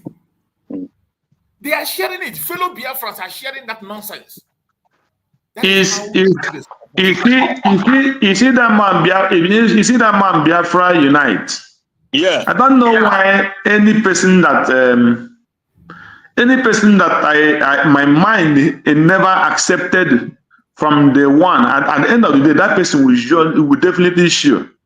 Because if you watch when Mazi Simon Ekpa was around, if you know when Simon Ekpa was around, what was the work of Biafra Unite? The only work of Biafra Unite was to, if there is anything that happened in Nigeria, he will come and read it to you as news. I think it's in Nigeria. As news. Nobody is a faceless person. Nobody knows who he is or where He will come and write breaking news. Tinubu went to England. He will come and write breaking news. This. That was the work of Biafra Unite. Biafra Unite was never a freedom fighter. Faceless, like Ima powerful. Yes. And the same thing he had been doing. So those that I will be saying, why is this guy always come to tell us the things we know we can reach, the information? And when this guy, what in this last time that after Simon Ekpa was taken away from us, and we came back from Finland, and he come out and when that news broke, he come out and he said that he want Ngozi to call her and to call her that he will come. He will that so that they will settle this problem. That most of them don't even know his position and his relationship he had with Simon Ekpa. That many of them not know the relationship he had with Simon Ekpa and how close. That Simon Ekpa never do anything, never take any decision without calling him or reaching him. Then he said he was trying to let this that he want to bring a kind of a peace. So I watched that guy. Then I watched when Adedorama, that Adedorama was in this too. She was still on the side of what God wanted to use her to do before she gave herself to before Akawa this year. Yeah, she started misbehaving. So now she let the man come out again and said when those people started talking about Chata, he come and give the Biafrans that in this thing that is happening, that he will come out and make his broadcast so that people would know where he wants. So, and when this guy come out, he started talking about Chata. So, and it came to my mind. You tell us that you have no communication with Ogenkere, you have no communication with Dr. Ngozi Araveze, and you come out with Chata. I started reading Chata for us. So when you finish that chapter, and then he started doing what he's doing, that was when I knew that the guy is not a human being. And he claimed that he is too educated, nobody can challenge him. If any person wants to let that person come and stand with him for debate, this, that, and that. But the minute he talk about that chapter, I know he's a complete betrayer. A pure betrayer. So any person that listening to what he's doing, as long as a faceless person, and we don't know what he stands, he is a criminal. So I see him as a criminal. That is the only thing. So any person that is some of us forget so easily. This same idiot was one of the people that joined Nelly to fight against Mazi Simon Ekpa. Yeah. He was with Nelly fighting against Mazi Simon Ekpa. And even when he came back, I know what he said in our media meeting. When we were holding media meeting, I had a problem with him. We all had a problem, which I don't normally discuss. I don't discuss it. Ugo was there in that meeting. And everybody heard what he said about Mazi Simon Ekpa. These are people who don't respect Mazi Simon Ekpa. It is about, and the worst part is that it is a faceless human being that you don't even know. That's the worst part. He might be talking about Biafra in the morning, in the night he's talking for Nigeria. Exactly. He might have a platform for Biafra and still have a platform for Nigeria. And it is so sad that the Biafrans are still going to this platform, sharing their information and believing what they say. Yeah. I can't understand it. This was somebody, the videos are still there where he was challenging Mazi Simon Ekpa. During the time of Nelly, he was standing with, he was the one that Nelly was projecting as their whatever. They were fighting against Mazi Simon Ekpa. And somehow, some of us forget so easily. I can't just understand it. This thing is not just even people who claim to be strong in this present Biafra we're talking about. You see them still believing what he said. I don't know whether if they forget themselves, or maybe they just came in yesterday, or maybe they don't know what has happened in the past. But some of us who have been paying attention, that is what, from the time of Mazi Nnamdi Kanu, I started paying attention, close attention to events from 2015 when Mazi Nnamdi Kanu was kidnapped. From then, there is no event that happened within that. If you are an agitator or you're talking about Biafra from 2015 to date, if I don't know about you, that means you don't exist. Because I've been in the media. Even as an independent media, and now that I'm in the government. There are so many information. So many of them I have had a program with them. So many of them I have sat in a program with them. Some of them I have spoken to them privately. But my work here is not to come and bring somebody and begin to talk about him and begin to castigate him. I don't do that in my program. I focus on the issue that matters. My freedom. And when you are speaking about something that is going to affect my freedom, that is when I come for you. My major problem is my fellow Biafrans. Why are you still giving your ears to lies? Even when you know that these things are lies. You know very well. Why must you even send me that video to watch? Why must you send it to me or send it in my platform? In a platform where you know I am there, you send such a program there. I don't know why our people, you want to celebrate pain and failure of your own brother. You see evil and you support it. Injustice against one is injustice against all. Against all. It is just a question of time. It will get to you. When this insecurity started in Nigeria, it was in the northern part of Nigeria. Because it's in the north, people in the southeast and southwest felt it doesn't concern them. It is none of their business. Why Mazi Nnamdi Kanu was in London, telling Nigerian government to make sure they clamp down on this terrorist that is coming in the northern part of Nigeria.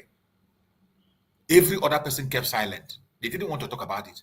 People in the southwest, after all, it's not in the southwest.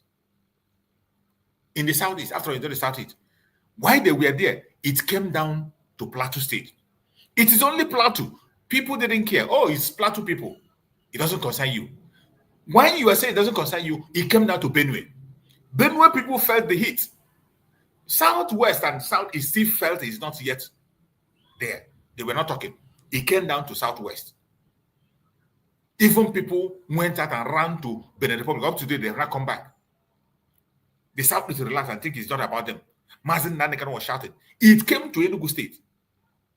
It came to southeast. From Enugu to Ebonyi. From Ebonyi to Anambra to Abia. Everywhere today. But when it started, you felt, oh, because it has not come to my hometown, it doesn't concern me. Injustice against one is injustice against all. And the earlier we begin to speak the truth and speak when we have to, don't wait for people to beg you. Speak when you have to. Only that will make us to be safe and be secure. I would like to play this message of our Supreme Leader Mazi Nnamdi Kanu so that we can be able to be concluding with that. I thank God that there are some these guardian angels that came. I don't know where they came from. They are called unknown gunmen. I don't know where they came from. Maybe they are the spirit of all those killed by the police and the army. And they are avenging the death of the people that the police and the army killed. They are called unknown gunmen. I don't know who they are. I don't know where they come from. But they are fighting for the poor. They are like Robin Hood, but in this case, they are not robbing the poor, the rich to pay the poor, no. They are robbing the criminals, the murderers of their own lives. Murderers in the police and the army. People don't know what is coming, do they? They have no idea. I feel sorry for the zoo. They have no idea. Any day that all of you gang up to support your one Nigeria garbage, the more you're digging your collective graves. Nigeria can never ever be fixed. It's broken beyond repair. Can never be fixed. Look at Sultan of Sokoto talking rubbish. The spiritual leader, whatever rubbish he is of the zoo. Sultan of Sokoto, that he was in the army. That war is not good. But you Fulanis are the ones living war on everybody. You took over the whole of Plateau. You came down into Benue.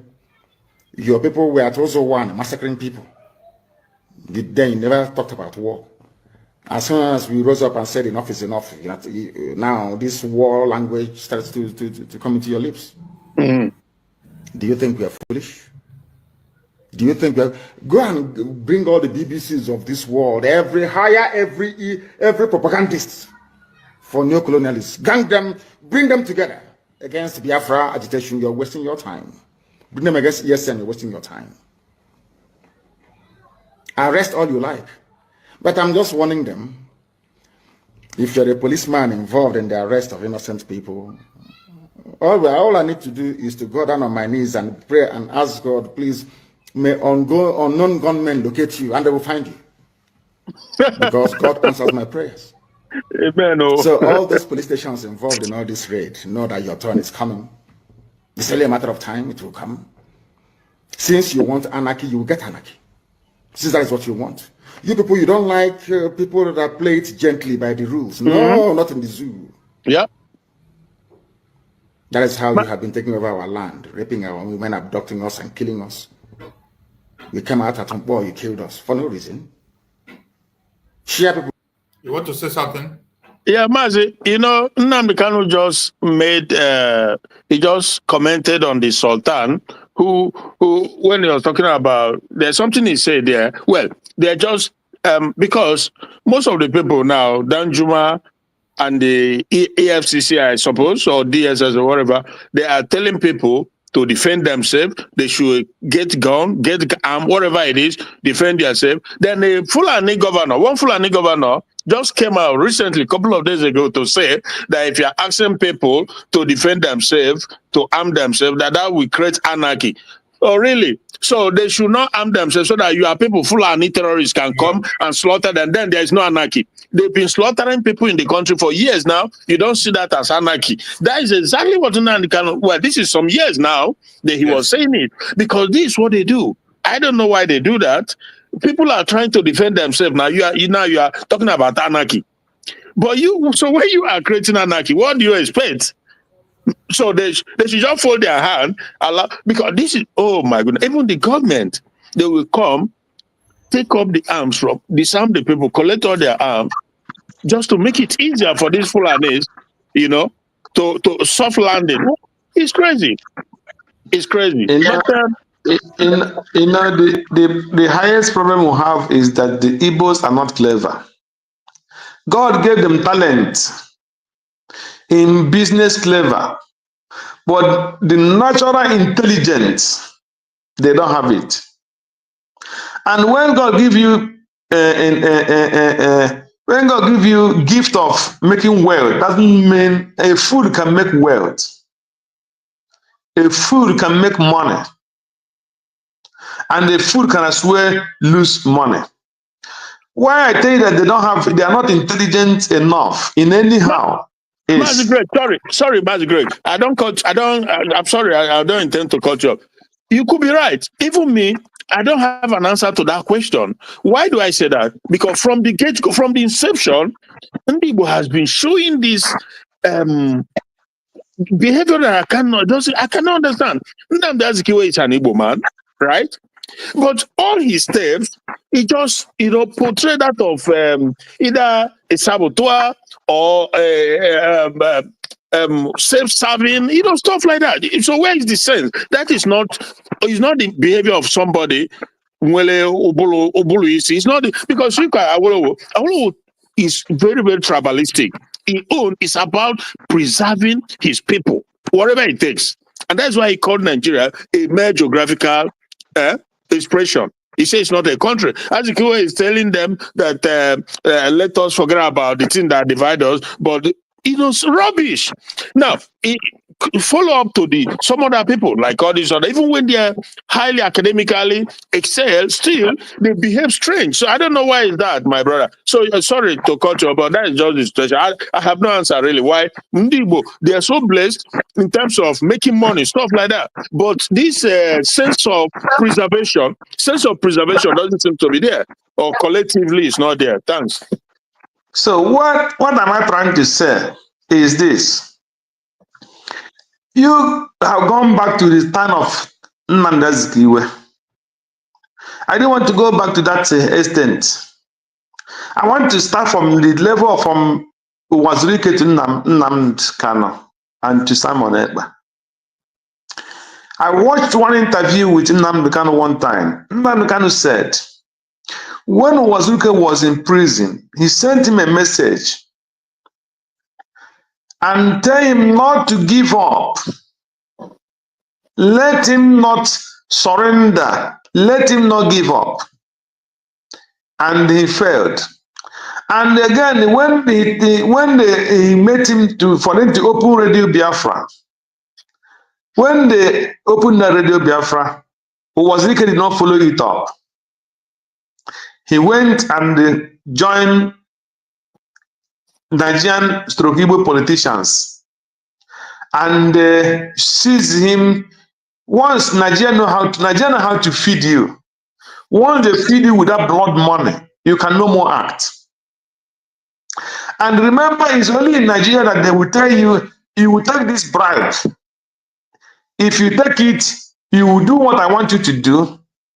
Or if you don't take it, you must still do what I want you to do. So you better take this bribe and do what I ask you to do. It's only in Nigeria that government can use it to rig election, or a powerful individual can tell you that this money I'm giving you, you must take it. Whether you accept it, you must do what I want you to do. Or if you don't accept it, you must still do what I want you to do. So you better take that money. Or if you not do it, then it will have him or the government to contend with. So what am I trying to say? So when Wazirike take it that sword in his hand with Nigerian government, they render him powerless to act. Because if Wazirike did not take any money, he cannot tell me that somebody who fought for Biafra, who is fighting for Biafra, and then now they cannot come, a younger brother, that through him he spring up to fight this battle, and you and the person who started it and you won Biafra. And when Nnamdi Kanu started it, you join Nigerian government and start fighting Nnamdi Kanu. If you know that you were tired, why not close your mouth and stay on your own? You just be quiet in anything. It's not your business. You have stopped, you have stopped. Instead, he joined Nigerian government and Igbo politician and started fighting Nnamdi Kanu. And when he came to the time of Simon Ekpa again, what did the Igbo governors do? What happened? What is the cause of insecurity in our Biafra land today? What is the cause of that insecurity? There was nothing like insecurity in Biafra land. It was only the Fulanis who were going to the farm, kidnapping the Igbos, kidnapping all the priests, going to seminary, and going to the farm, destroying, raping women, and doing all this sort of evil. Before Nnamdi Kanu started calling on the Igbo governors, Biafra governors, form your own security. Make sure Fulanis are coming. Form security. Make sure the Biafra land is protected. Form security. And they did not do it. At a time, he was forced and said, I am going to form security that will go inside the farm and start protecting, chase all the Fulanis who are raping women out from farm. All those people, drive people out of farm in Igbo land. I will use Eastern Security to fight against them. Then he formed the Eastern Security Network. They all went inside bush and started chasing all the Fulanis who are living inside the bush. They built houses inside the bush and started chasing them away. That was the cause of the problem in East. When the so-called Hope Uzodinma came, Hope Uzodinma took it upon his head and started the problem in Imo State. He take it upon himself that he must destroy everything that called Eastern Security Network, and then the Biafran, then the Igbo governor started forming the security. The security they were formed did not go inside the bush to pursue the Fulanis away. They started chasing every Eastern Security Network who is protecting the land. Then it became a clash between the Eastern Security Network and the Ebubago people. Until Simon Ekpa and Nnamdi Kanu was kidnapped.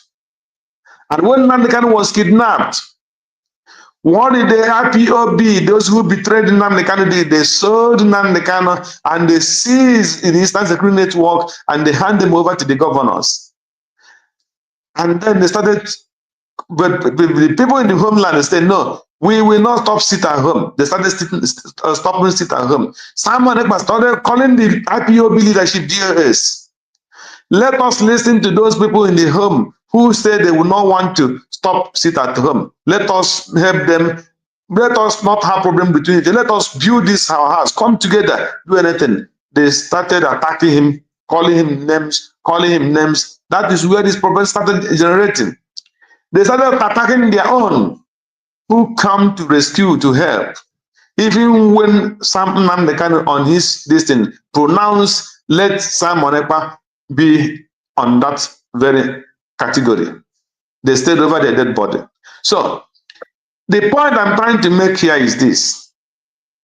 The Igbos are not intelligent enough, because if the governors were intelligent enough, when Nnamdi Kanu formed Eastern Security Network and they did not disturb any police or any army or anybody, they would have stopped those Fulanis and signed the law that no Fulani will come and do any grazing in the Igbo land. That would have pursued the Fulanis away from the Igbo land. Instead, they say, go and kidnap Nnamdi Kanu. He is causing problem. And when they kidnap Nnamdi Kanu, then they carry military and they come in Biafra land. They immediately not come and say, okay, we are going inside the bush to pursue the Fulanis. Instead, they started going to taking information from the Eastern, from those people that China Sangor and Chike, that those people that refused to obey them, they started going to their houses one by one, killing them and burning the houses, burning Biafra houses,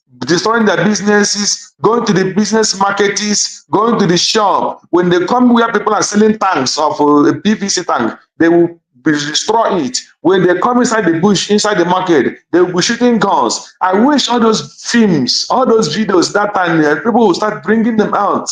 I don't have any. I don't have all those things, because why I say the Igbos are the problem of ourselves is because how can you be a governor and the army will go inside the market and be shooting gun and people will be dying, and go inside businesses, bulldozing houses, destroying properties and killing people, and you as a governor keep quiet? Where Boko Haram exists for years, none of them have been gone to their villages and started going to their villages and kill people, innocent people, and burning their houses and pulling down their attached house and everything. But you as a governor allow it in your own land, and those insecurity started. And when Simon Ekpa was crying, let the military, if any person is committing crime, go and look for that person. If you get him, arrest him. Stop killing innocent people, going to the villages and killing people and burning houses. If you continue doing this, we will come up and defend ourselves.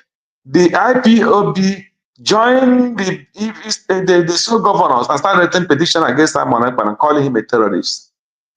So we have been the one cleaning ourselves and cleaning our people. That is why I concluded that the Igbos, the Biafrans are not intelligent. In any way, they are not.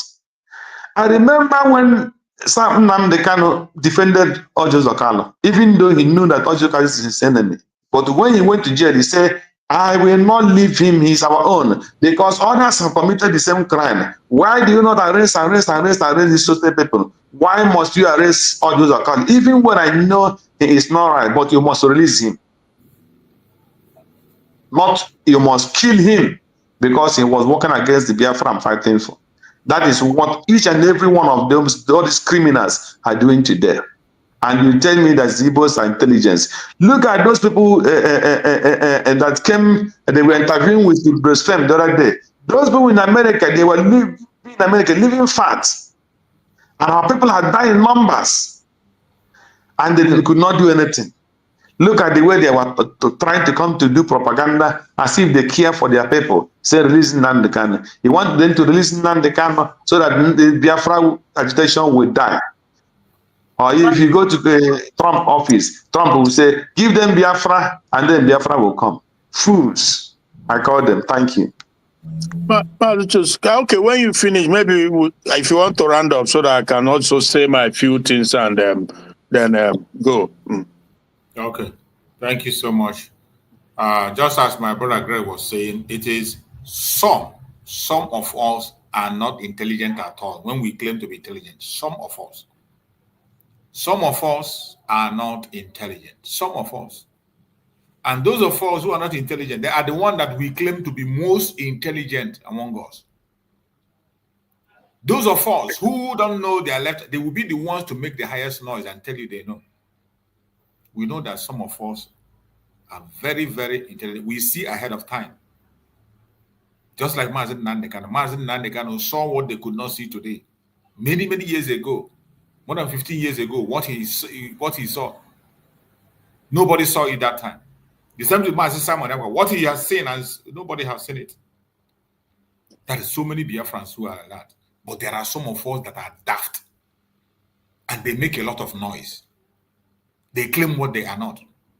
They want to showcase themselves. They are full of praise singing. They want to praise themselves anytime you see them. They want to make noise. Even when you are saying reasonable things, they want to jump in and make themselves sing. We have many of them. And I ask you, if you are one of them, why do you celebrate the pain, the failure of your brother with the enemy? Remember, betrayers end badly. We came out of Abuja, you shot them for no discernible reason. And all of you saw soldiers with live bullets killing people in broad daylight. No major news outlet carried it in the world. They've bribed all of them. I'm saying it on camera. And I wish that the US Congress can call me to testify. The American ambassador, that woman took bribe from Nigeria. Nigeria bribes every ambassador that comes to Nigeria. They give you loads of money, so you will never report what is happening in Nigeria. You don't know that? I'm saying it live on camera. I wish they can call me in America, come and testify. I will do so. The British High Commissioner is as corrupt as the devil. That woman. She was the one that was responsible for the murder at Lekki. When she went to see Tinubu, I warned everybody, look at this woman, the army will open fire. Not up to 6 hours, they open fire. That woman. Yeah. That's another line. All of you are just looking. Anyway, most of you are blind, you cannot see. And Japan and more. We see things that the mere mortals cannot see. That is why Elohim is with us. That is why everything I say comes to pass. It must happen, it must come to pass. I told them that when we were giving thanks and praises to Elohim, I told them that this horn this trumpet that we are blowing, anybody who has it in Asorok will go deaf. How many days? And there was fire in Asorok for the very first time. The zoo will be destroyed. Not that we may just get Biafra, so that when this story is written, our children will know that God did it, not man. Man put their faith in their chariots. You know, Britain, you have a member of the UN Security Council. You're very strong. You're powerful. You see, all these criminal US ambassadors coming to Nigeria. Yeah, you have money. You are US. You will always support Fulani. You people are openly supporting terrorists because of money. Because they bribe you, because Halliburton has oil concessions, because there is a shell and everything. Everybody's milking Biafra. Because of that, it is better we support terrorists. They'll kill the innocent. And you're diplomats. You're diplomats presiding over the slaughter of the innocent. You cannot speak the truth.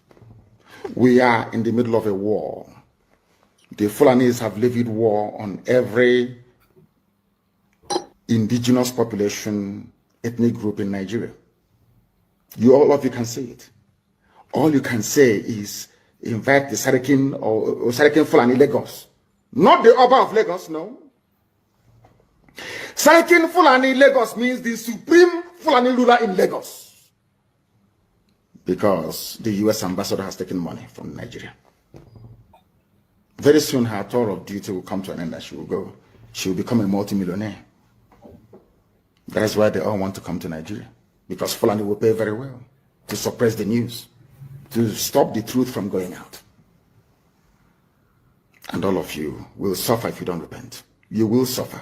Mark my words somewhere, you will suffer if you don't repent from your evil ways. You take money from murderers and from killers to suppress the truth. Biden doesn't know what is happening in Nigeria because they rely on the ambassador to feed them accurate information. And that is not happening because they've been bribed. And that is why people are dying in Nigeria. Nigeria is the only place in turmoil, not making it onto the front pages of newspapers all over the world.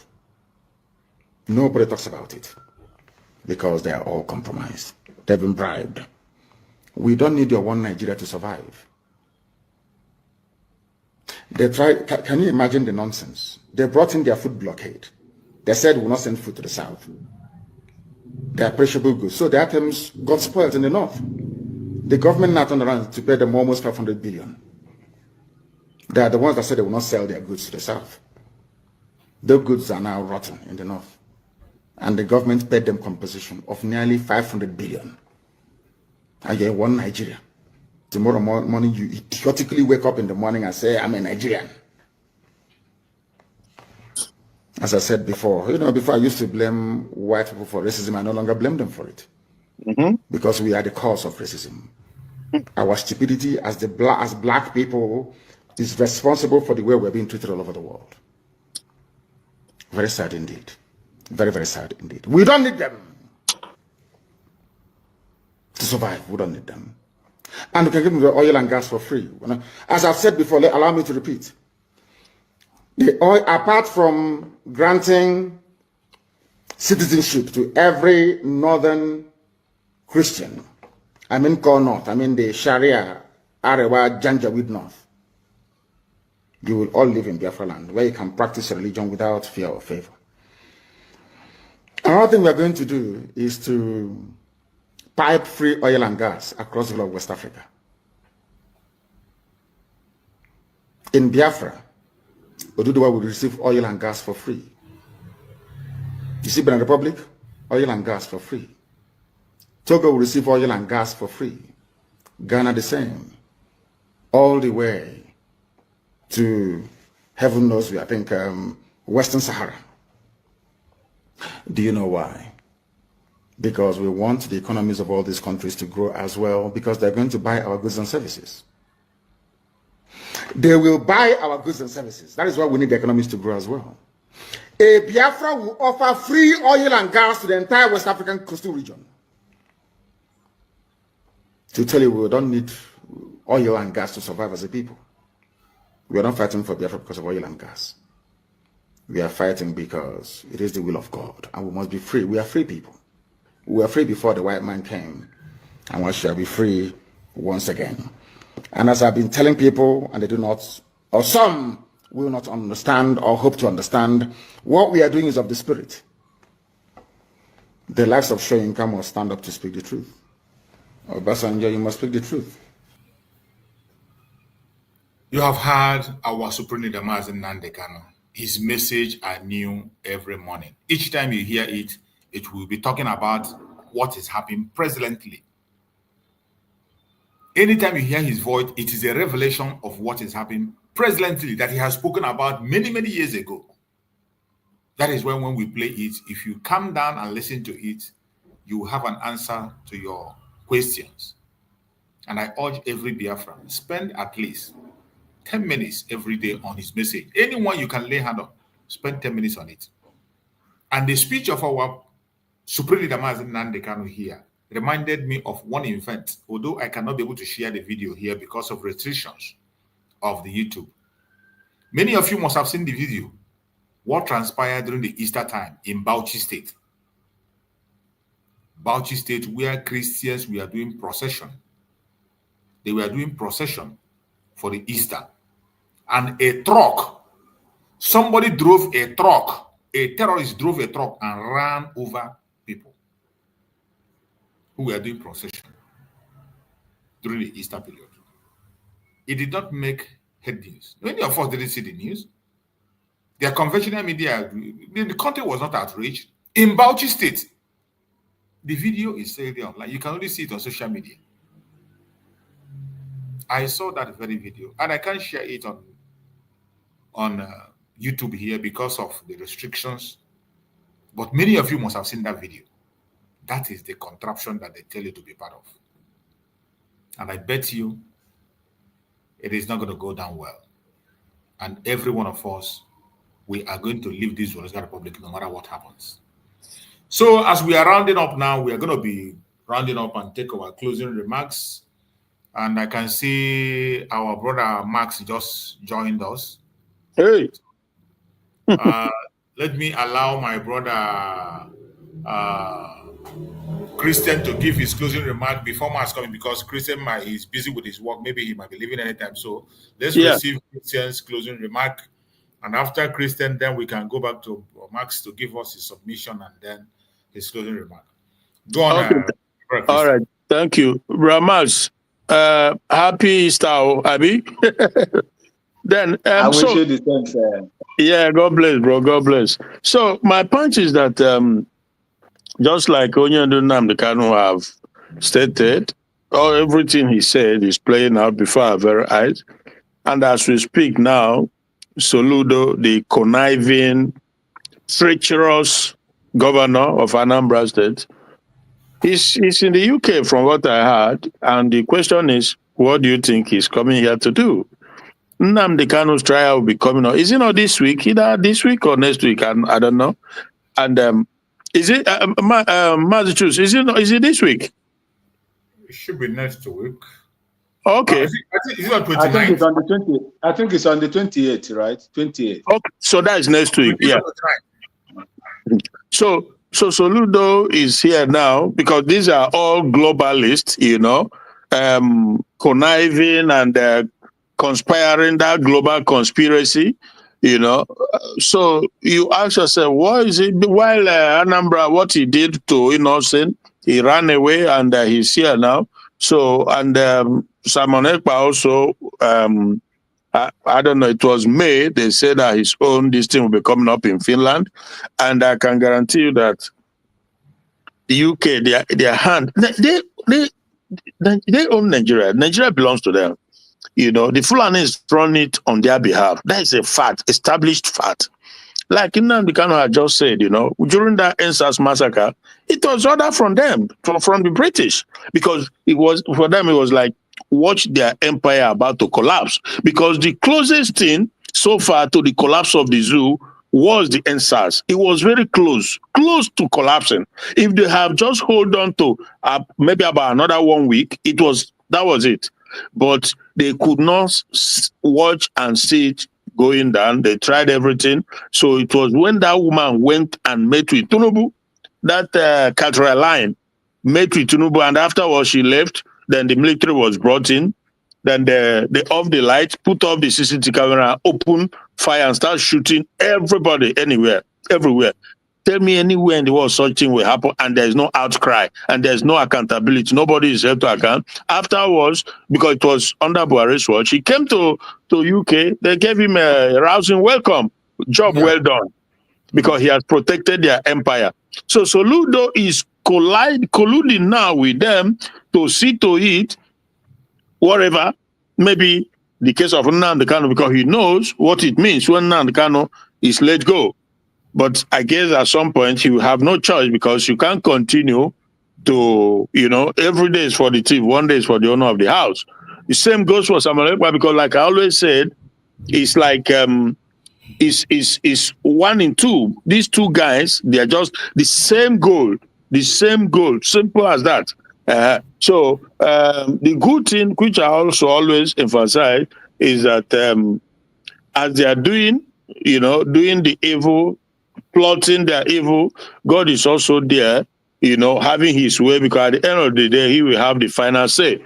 So like Ngozi Oraveze now, we continue to pray for all of them and to thank God that it's in a good place, because this U.S. administration, they are equally as inimical to Trump just as they are to others, because his agenda does not align with them. He's not giving in. He sees it differently. Though they are fighting him so badly, they are pushing, they are doing everything to get him to where they want him to be and carry out decisions that they want him to. All these Obama and the rest of that, they were used to carry out their nefarious agendas. But that Trump is fighting like hell because they want him to go there. So that is why today, Russia is where they are, and they called him all sort of name in the book. That he's in his Putin's puppet, he's in his blah blah blah, just to make as if when they say it, he will now become angry and turn against Putin, so that they can. But so that's my point. The point is that these enemies within who have chosen to work with the one championing the destruction of Biafra. Let them continue to try, but they will have their day too. So Soludo is somebody I'm very, very skeptical about him. I don't, absolutely. I know where he's coming from. I know where he's going. He's working for the caliphate, and which in turn is the British Empire, because Nigeria is so far the empire, the business center that they are holding on to strongly now. But that's the much I can say for now. Thank you so much, Bra Chooks, and everybody in the panel. Let's keep pushing, and God will see us through. Thank you so much. God bless. Thank you so much. I appreciate you, Brother Christian. Thank you for your submission. And I say, okay, let's hear from Greg first. After Greg, then Romax will take the mic. Okay, thank you, my brother. And my greetings to you, Awombomi Nwamonopi. Yes, yes, as I said before, I encourage our government to prepare for the worst. Let us prepare for the worst. That is my number one message. Number two message is just like our brother Christian said, Saludo in London. When they tell you that Tinubu say he is going to Europe for 2 weeks official work. So you must know that him going to France, and when he finished in France, he went to Britain. There is a commitment, there is a meeting that is going on in Europe here. And since Soludo and the Tinubu cannot be in the same distance to go for the same meeting, it will raise alarm and people will understand what is going on. There is a meeting that they are having in between the Finland, France, and British and Europe here. So if Soludo have gone with the Tinubu that time, it will raise alarm. So when Tinubu come down, Soludo has to go and say, yes, those meetings that they have with Tinubu, that he stand for it, because the British are very cunning people. When they come, they know that the profile of Tinubu, the profile of Soludo is higher in international and Igbo land, more than Peter Mba, more than Ephraim, more than Hope Uzodimma, and more than which other governor in Igbo land. So the profile of Soludo is more higher, and they will hold it accountable. So we will always think faster.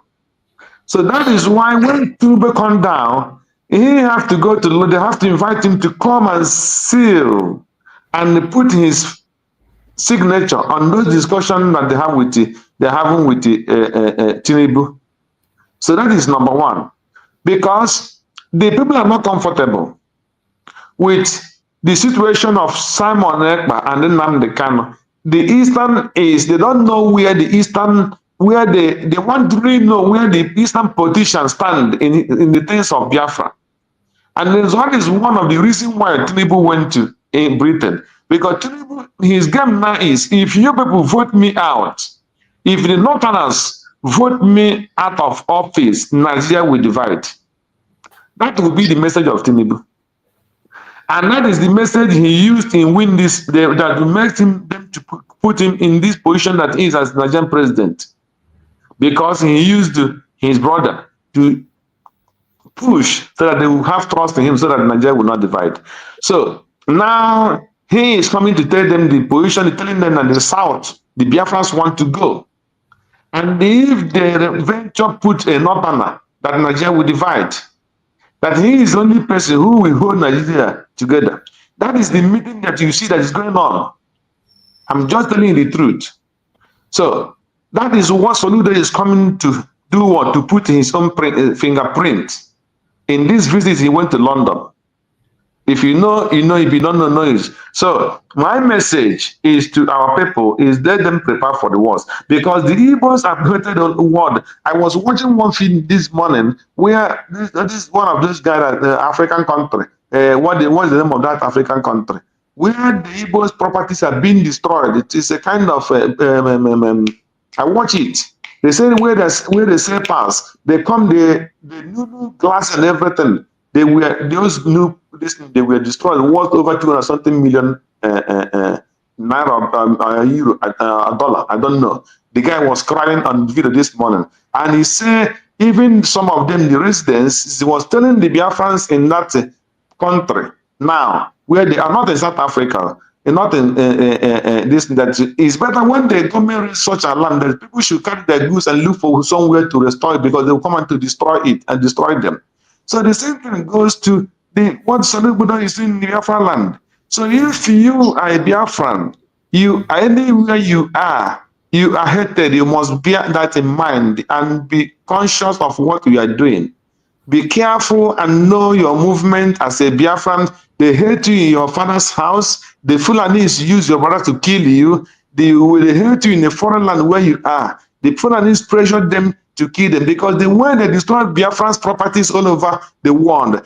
If Biafra is a government, they will come out fight. But Nigeria does not want to hear anything Igbo people. Anywhere. So if they destroy your property, you're on your own. You don't have any government who will stand up for you and fight. And when we are talking about this Biafra, some of those people that their things are being destroyed in some other those African countries, they will keep calm. Nobody will fight for you.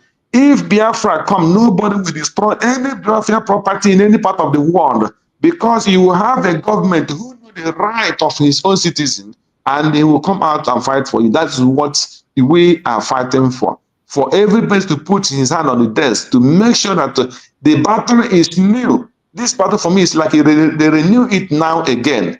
Let everybody face the worst, prepare for the worst that might be coming. I pray that this message gets to every single Biafran, no matter where you are. Prepare for the worst. That is my message of today. Thank you, Choose, for giving me this platform for to talk to Biafrans, and I pray that every message that come here that will sink into the heart and the ear of our people, for them to wake up and know that what we are doing is not a joke. Thank you, and God bless you, and God bless Biafrans. Thank you so much, my brother Greg. I appreciate you for your amazing contribution daily. Thank you for sensitizing Biafrans and the word of encouragement. Continue to guide you, protect you, and secure you. Now we go to the man from Bolgatanga, our beloved brother Maxwell. You are late today, so speak to us all the way from Upper Region, Bolgatanga, Ghana. Yes, so my brother Mazi, good morning to you, and good morning to my brothers in Namoches in the studio and those in the comment section. I am so sorry.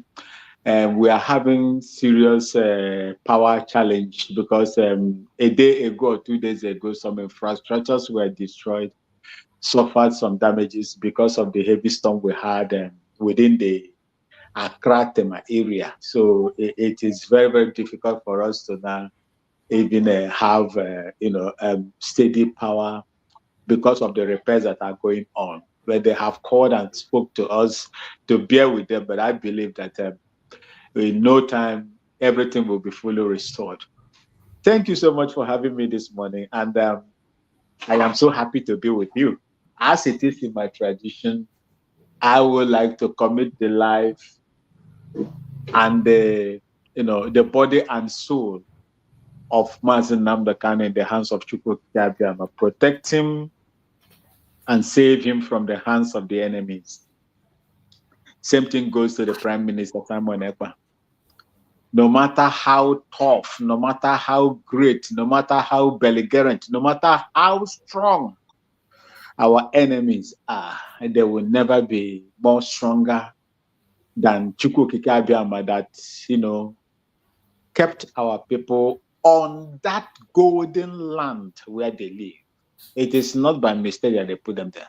And there is nobody that have the power to, to uproot them from the ancestral land.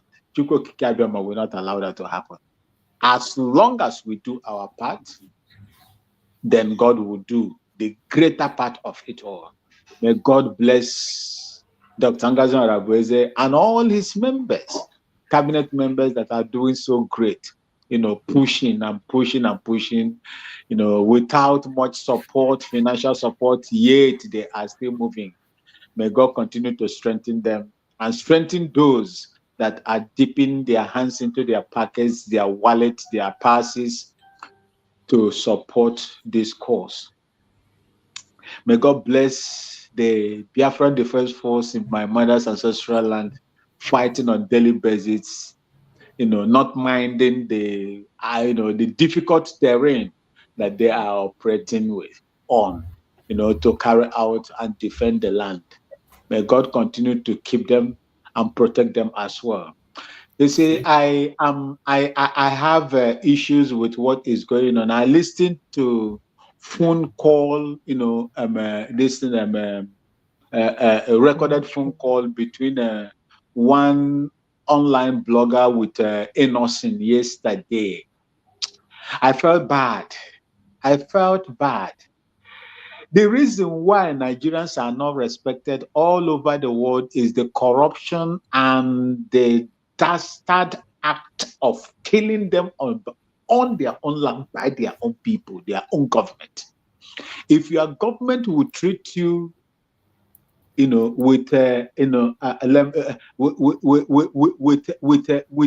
impunity, kill you and nothing happens, buy you, treat you anyhow, sink you under multidimensional poverty, allow terrorists to come from Sahel to come and kill you, what do you think that outsiders will do to you? This is exactly what this man has done to our brother Innocent, that suffered his own money to build up an automobile manufacturing company. One of the biggest, private. Instead of you to support him, or if you are going to destroy that showroom, why couldn't you inform him so that he will pack his new vehicles? According to what I heard on the phone, they said close to about, is it a 20-something, vehicles they destroyed. And as this thing was going on, he is not in Anambra, just like Peter Obi did. Peter Obi was not in Anambra when Biafran agitators were killed, senselessly fired, and thrown into a zoo river. They do it intentionally so that when you ask them, they will tell you they are not in town when it happened. I wasn't there.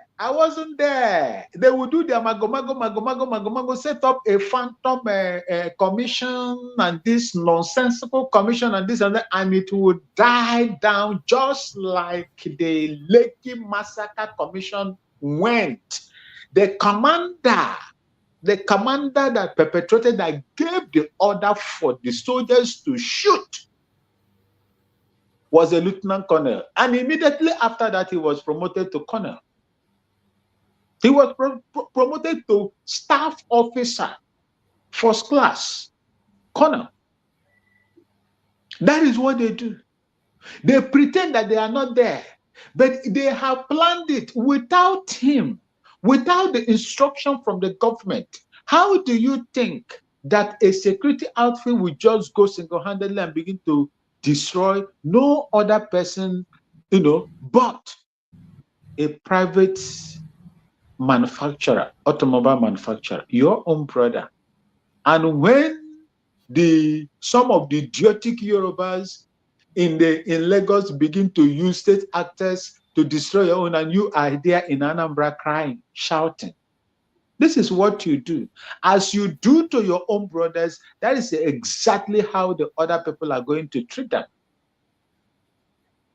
Now look at them. Like Mazi Nnamdi Kanu said in this video,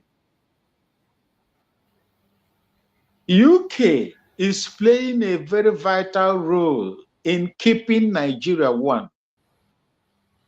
UK is manipulating all other European countries, including Finland. You see, today it is obvious, it is evidently proven to us that what I said that time has happened as well. If I'm a pastor now, I'll be playing it all over that, oh, my prophecy has fulfilled.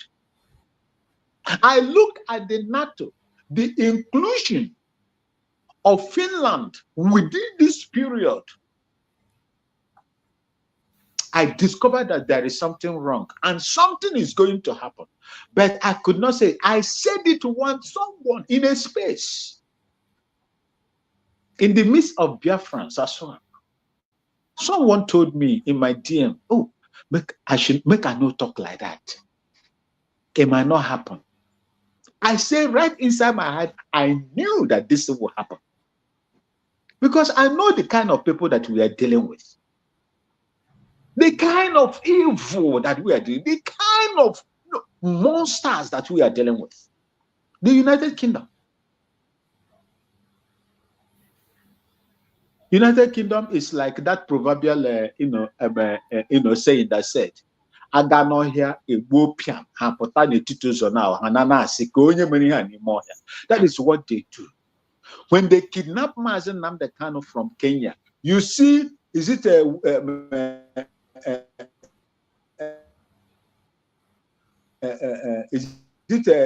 president of Kenya that time? So, what is that man's name? Hey, Mazi Chicks. The one that was presiding when Mazi Nnamdi Kanu was kidnapped in Kenya. Where? In Kenya, the president that was on seat when Mazi. Yes. Hey, what is this man's name? Okay. Don't worry about it. Immediately they kidnapped Mazi Nnamdi Kanu in connivance with the United Kingdom and Nigeria. What happened?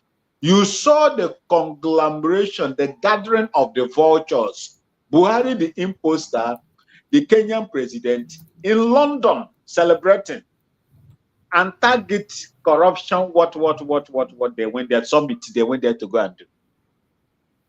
They went there, they congratulated them for aiding the kidnap of Mazi Nnamdi Kanu, knowing full well that if they pass through the due process, they will not succeed.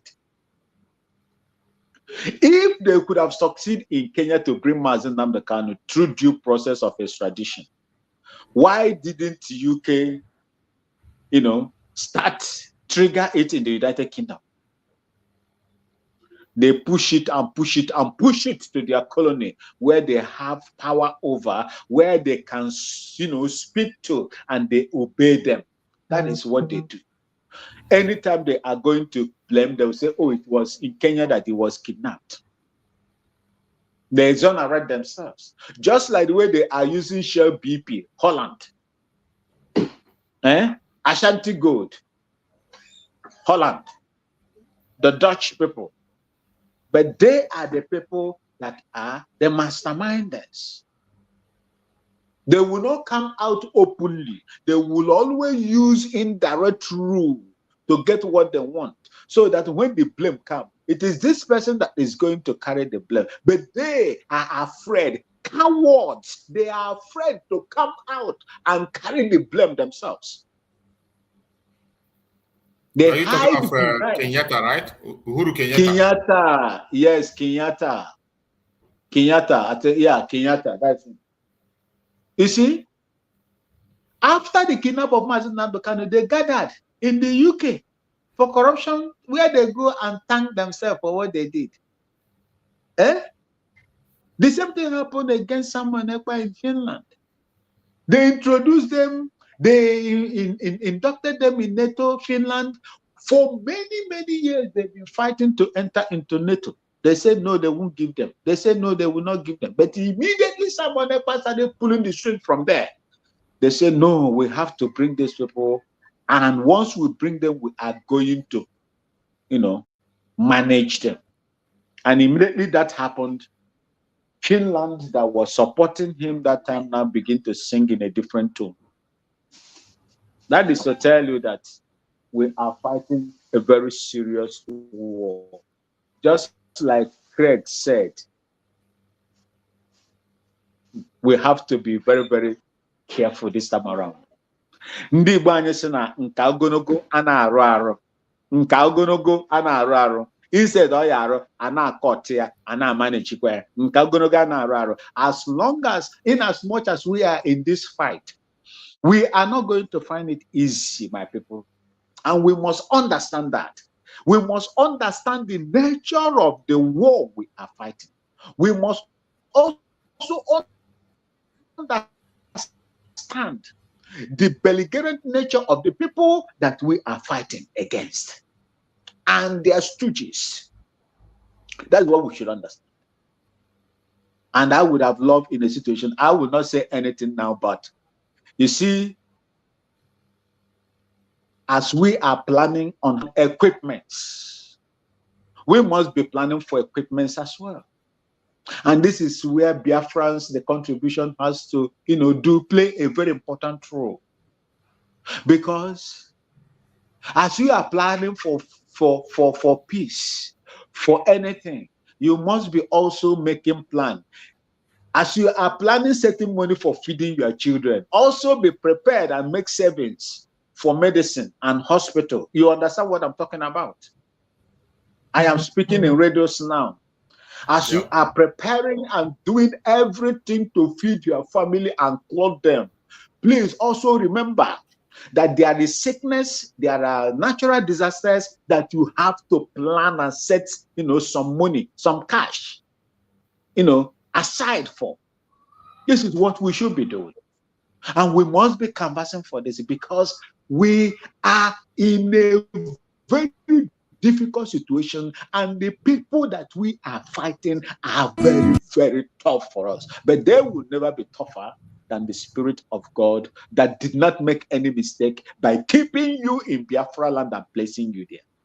But that same God can sit down there too and be watching you if we fold our hands in between our legs without doing anything. And I urge my people, my Nemoches and my Namoches, no matter how you see it, your freedom must be your priority. There is nothing anybody, man or woman, child or adult will do in this life without freedom. If you are in a situation where someone is, determining what you are going to do, you will never progress in that environment. Freedom is the best thing that any human being will achieve and will, clamor for. And that is why we are here, doing it the way we are doing it. And I believe that Chukwu Kikabiam that brought us together will make us prevail upon these serpents of this world, especially the United Kingdom. I remain Yuaokene from the little beautiful city of Bolgatanga, with love from the Kusasi people where my father comes from, of the Mole Dagom ethnic group of the Upper East region. I say, may Chukwu Kikabiama continue to bless each and every one of you. Thank you so much for the time you have given me to speak. I love you, sir. And I sent you a message. I saw your missed call too. I tried to call back. I do not know. There is something I would like us to discuss concerning that. My brother from his son that, I wanted you to interview him, have a one-on-one, this thing with him.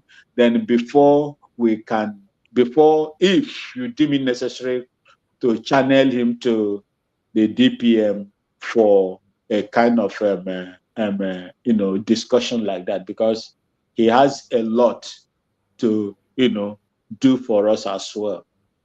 That is what I intended to tell you. That was the discussion. So if anything, then let's talk after the program. Thank you so much, and may God bless Biafrans. I yield. Thank you so much, my brother. Noted, I will get back to you. Thank you so much. I appreciate you for your support always on this very program. I thank you so much for the role you play. Fellow Biafrans, I appreciate every one of you that have joined us on this program today from beginning to the end. And I say, may Chukwu Okike Abiyama continue to guide and protect us. I want us to listen to this very update that was posted by the Deputy Prime Minister, Dr. Ngozi Oreboweze. It says, breaking April 24th, 2025. April 24th, 2025. This message was posted today. It says, the report and activities of the United States of Biafra Defense Forces and Liberation Army in Biafra Nation at this time comes only from the office of the Commander General or the Quartermaster General in Homeland. For those of you that will see video and you begin to share without paying attention, you see some clowns coming out to tell you Ngozi Oreboweze Army. You see some people sharing video and you join them and share. Pay attention to this instruction. We are no longer an organization. Things are done normally today under the government. Pay attention. The report and activity of the United States of Biafra Defense Forces and Liberation Army in Biafra Nation at this time comes only from the office of the Commander General or the Quartermaster General in Homeland. They are the only one that will report anything. When you see any information, it doesn't come from them. Some people are shooting gun and shouting and saying Liberation Army. Ignore them. Do not share. Don't pay attention to it. The USB Army maintains strict compliance with IHL and other standards of command and control. The United States of Biafra Army Public Affairs Officer position will be announced in the next few weeks. The United States of Biafra Army Public Affairs Officer position will be announced in the next few weeks. All these things are being put in place so that you don't believe false information or you begin to carry false information around. It will help you to know where to digest your information. But it's so sad that some of us Biafrans are not following these platforms. You are not following the platforms. Follow the Deputy Prime Minister, Dr. Ngozi Oreboweze, the Chief of Staff, on her platform. This is her platform. Go to X and follow this platform. Look at it. Ngozi Oreboweze, Chief of Staff, Brigade. That's what's written there. Go and look for this platform on X and follow it. Every information you get in this platform is accurate. When you hear your rumors, you first of all come here and confirm. If you don't see it here, it means it doesn't exist. This is another update that we have there that came in about 5 hours ago. The update that came in, the update says, breaking survivor whistle. First batch of survivor whistle for Biafran just arrived Biafran Nation today, April 25th, 2025. Distribution to Biafrans will start as soon as logistics from the 40 states governors are in place. The United States of Biafra indigents are steadily kidnapped, invaded at night, houses broken into, and forceful disappearance done by the Nigerian state. Nigerian DSS is currently holding over 100,000 Biafrans incommunicado across cells in Nigeria just for being Biafrans. Many have been killed or missing without trace after abduction from their homes and community. A survival whistle is primarily used to signal for help in an emergency situation, especially when you are lost, stranded, or in need of assistance. It's a loud and reliable way to alert others, including search and rescue team, to your location, even in difficult conditions where shouting might not be effective. A whistle, piercing sound, can be heard much farther than a yell and can be used to signal a variety of messages like help me or come here. Biafrans approve and are very happy with the introduction of the survival whistle. This is the picture of the survival whistle. Some of you must have seen it. This is a picture of the survival whistle. It has now been supplied and it has arrived Biafra land, and very soon the distribution will start. Every Biafran will help it to use it when they are in trouble, to call for help, to draw attention of people around, to draw attention for help. That is the purpose of this very survival whistle. It will be shared free to all Biafrans for them to use to call for help when help is needed. These are informations that you must know. That is why I say follow the platform that is known as the Biafran platform, like this very platform of our Deputy Prime Minister Dr. Gozo. Follow it, you will get information that you need to get. Another platform you must always try to follow is the government platform, the United States of Biafra platform.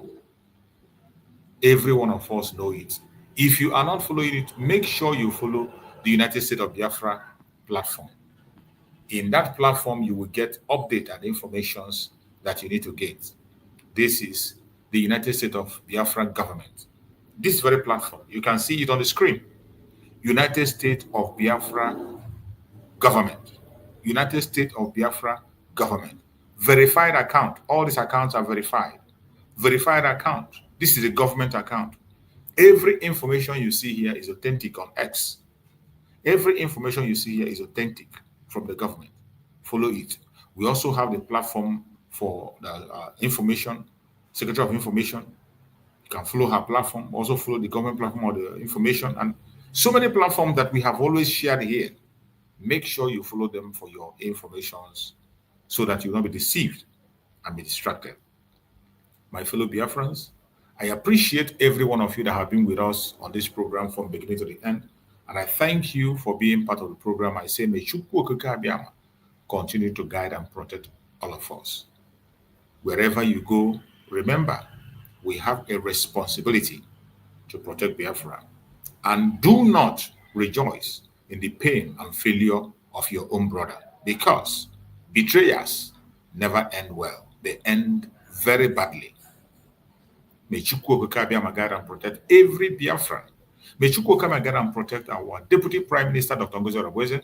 May Chukwu Okike guide and protect our Prime Minister, Mazi Simon Ekpa Njoko. May Chukwu Okike guide and protect our Supreme Leader, Mazi Nnamdi Kanu. No weapon formed or fashioned against us shall prosper. Thank you so much for being part of this program. See you again tomorrow, same time. Stay blessed. On this day, we gather round to honor the heroes, lest they be forgot by Biafra soldiers. To all Biafrans worldwide, from the Idoma to the Gede, the Igala to the Ogoni, the Ijo to Wanang, Orong to the Ekit, the Ikwere to the Igbo, and all Biafrans, mark your calendar. A historic moment is upon us. On Friday, May 30th, 2025, the United States of Biafra government proudly invites you, all citizens and allies of Biafra, to a 3-in-1 event to mark the Memorial Day of our heroes and heroines at the first ever Biafra Peace Summit and the inauguration of our DC administrative office, a beacon of hope, strength, and unity for all Biafrans. Government, not the citizen, build up, we stand up one, united, in our one united, government making us proud every day, blessed by the people.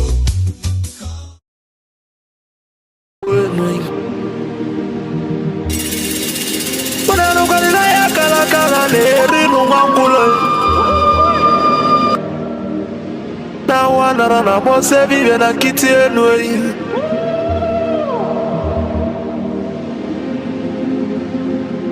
Na tulaje bwana mabuli vemelem. Kuja. Chibekwe na tura ne bovo.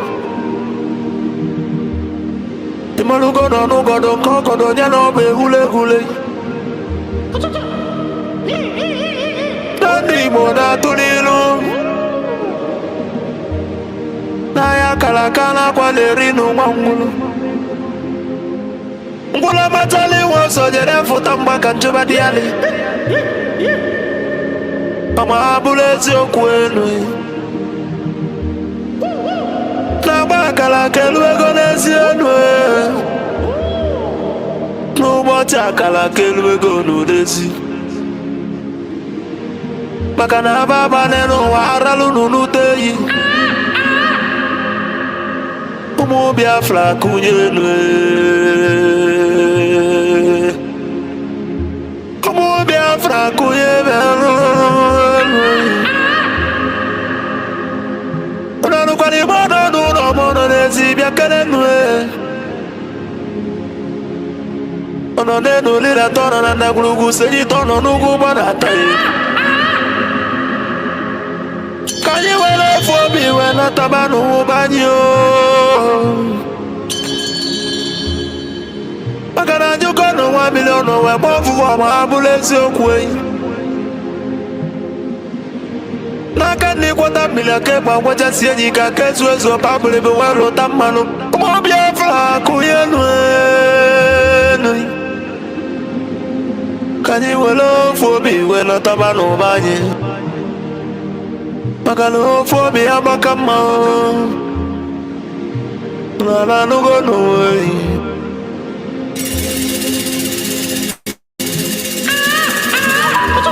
Mo Biafra na mekele. Nkabo nkani Mwa dati na ijele wanyi biakeneli Okwage bulu kwekene na fandi otu Biafra is our hope And the Biafra is our religion Nkodi na wata chieza muno bibu onye iwere ya Wesi ya kene rugyo Adubagwo chukwo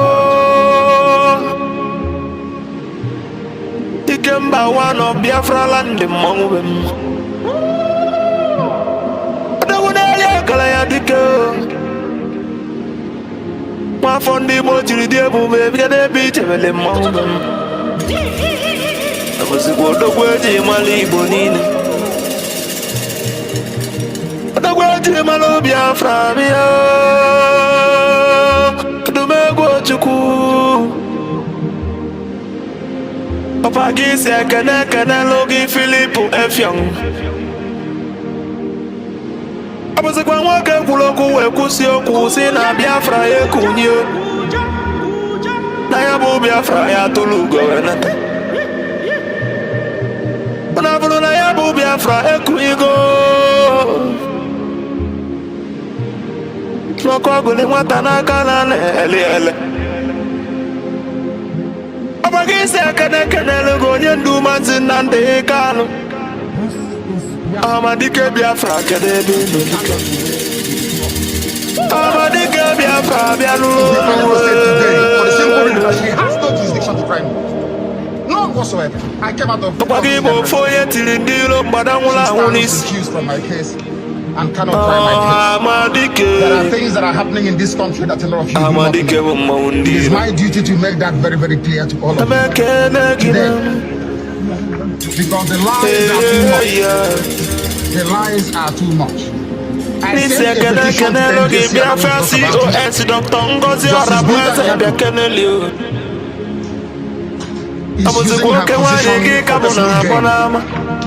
for personal gain. Her son and her husband are facing corruption charges. They told them that if they convict me, this is what happens.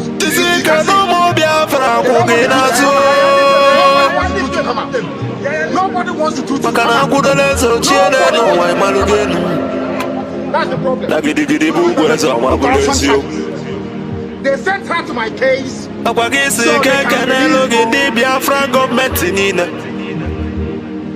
They know na exile cabinet bianolo numwe. Ano ekene unu jisinu ikene.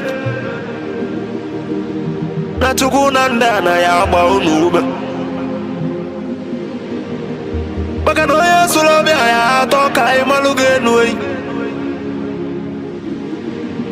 Jisinu ikene. Kanelo moni Biafra Revelation Army Umuchukwu. The angels of Biafra land the great oracles of Biafra Nananunu. Anuwe kene nunama. Nanunu jisi kenon. Natugu ya baunume. Umuchukwu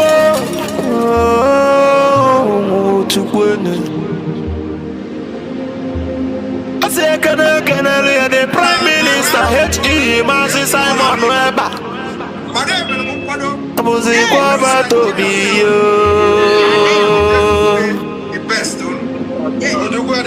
Atwele li umu Biafra bianulunu Anonganga pio tembe wile name. And then I can show you, you will not see.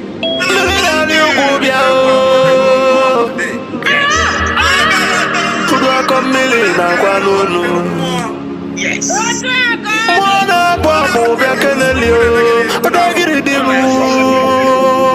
All the guys send me to you remember Makwale na kosa de maranya. Mweji mwagu konyilo sino de lonka sojilo ya tiji sojilo we walasa. Muzi kwe wabato biye. Ogada gidi dike bia nulu. Mweji wala niyo. Kwenye chukunyele ndi Biafra na nunu. No da beke nege. Asimona ya dele Biafra ni na namma. Asino ya dele no ni na namma. Mandanye na bono mweno utela ni welienne. Mandanye na bono nudono no mwe. Makana mbona boke kwena bonike. Moya na no moya no. No be voye the belly no wa believe emeleme. A good legacy will last forever, ma believe emeleme. And the remembrance of my beliefs you.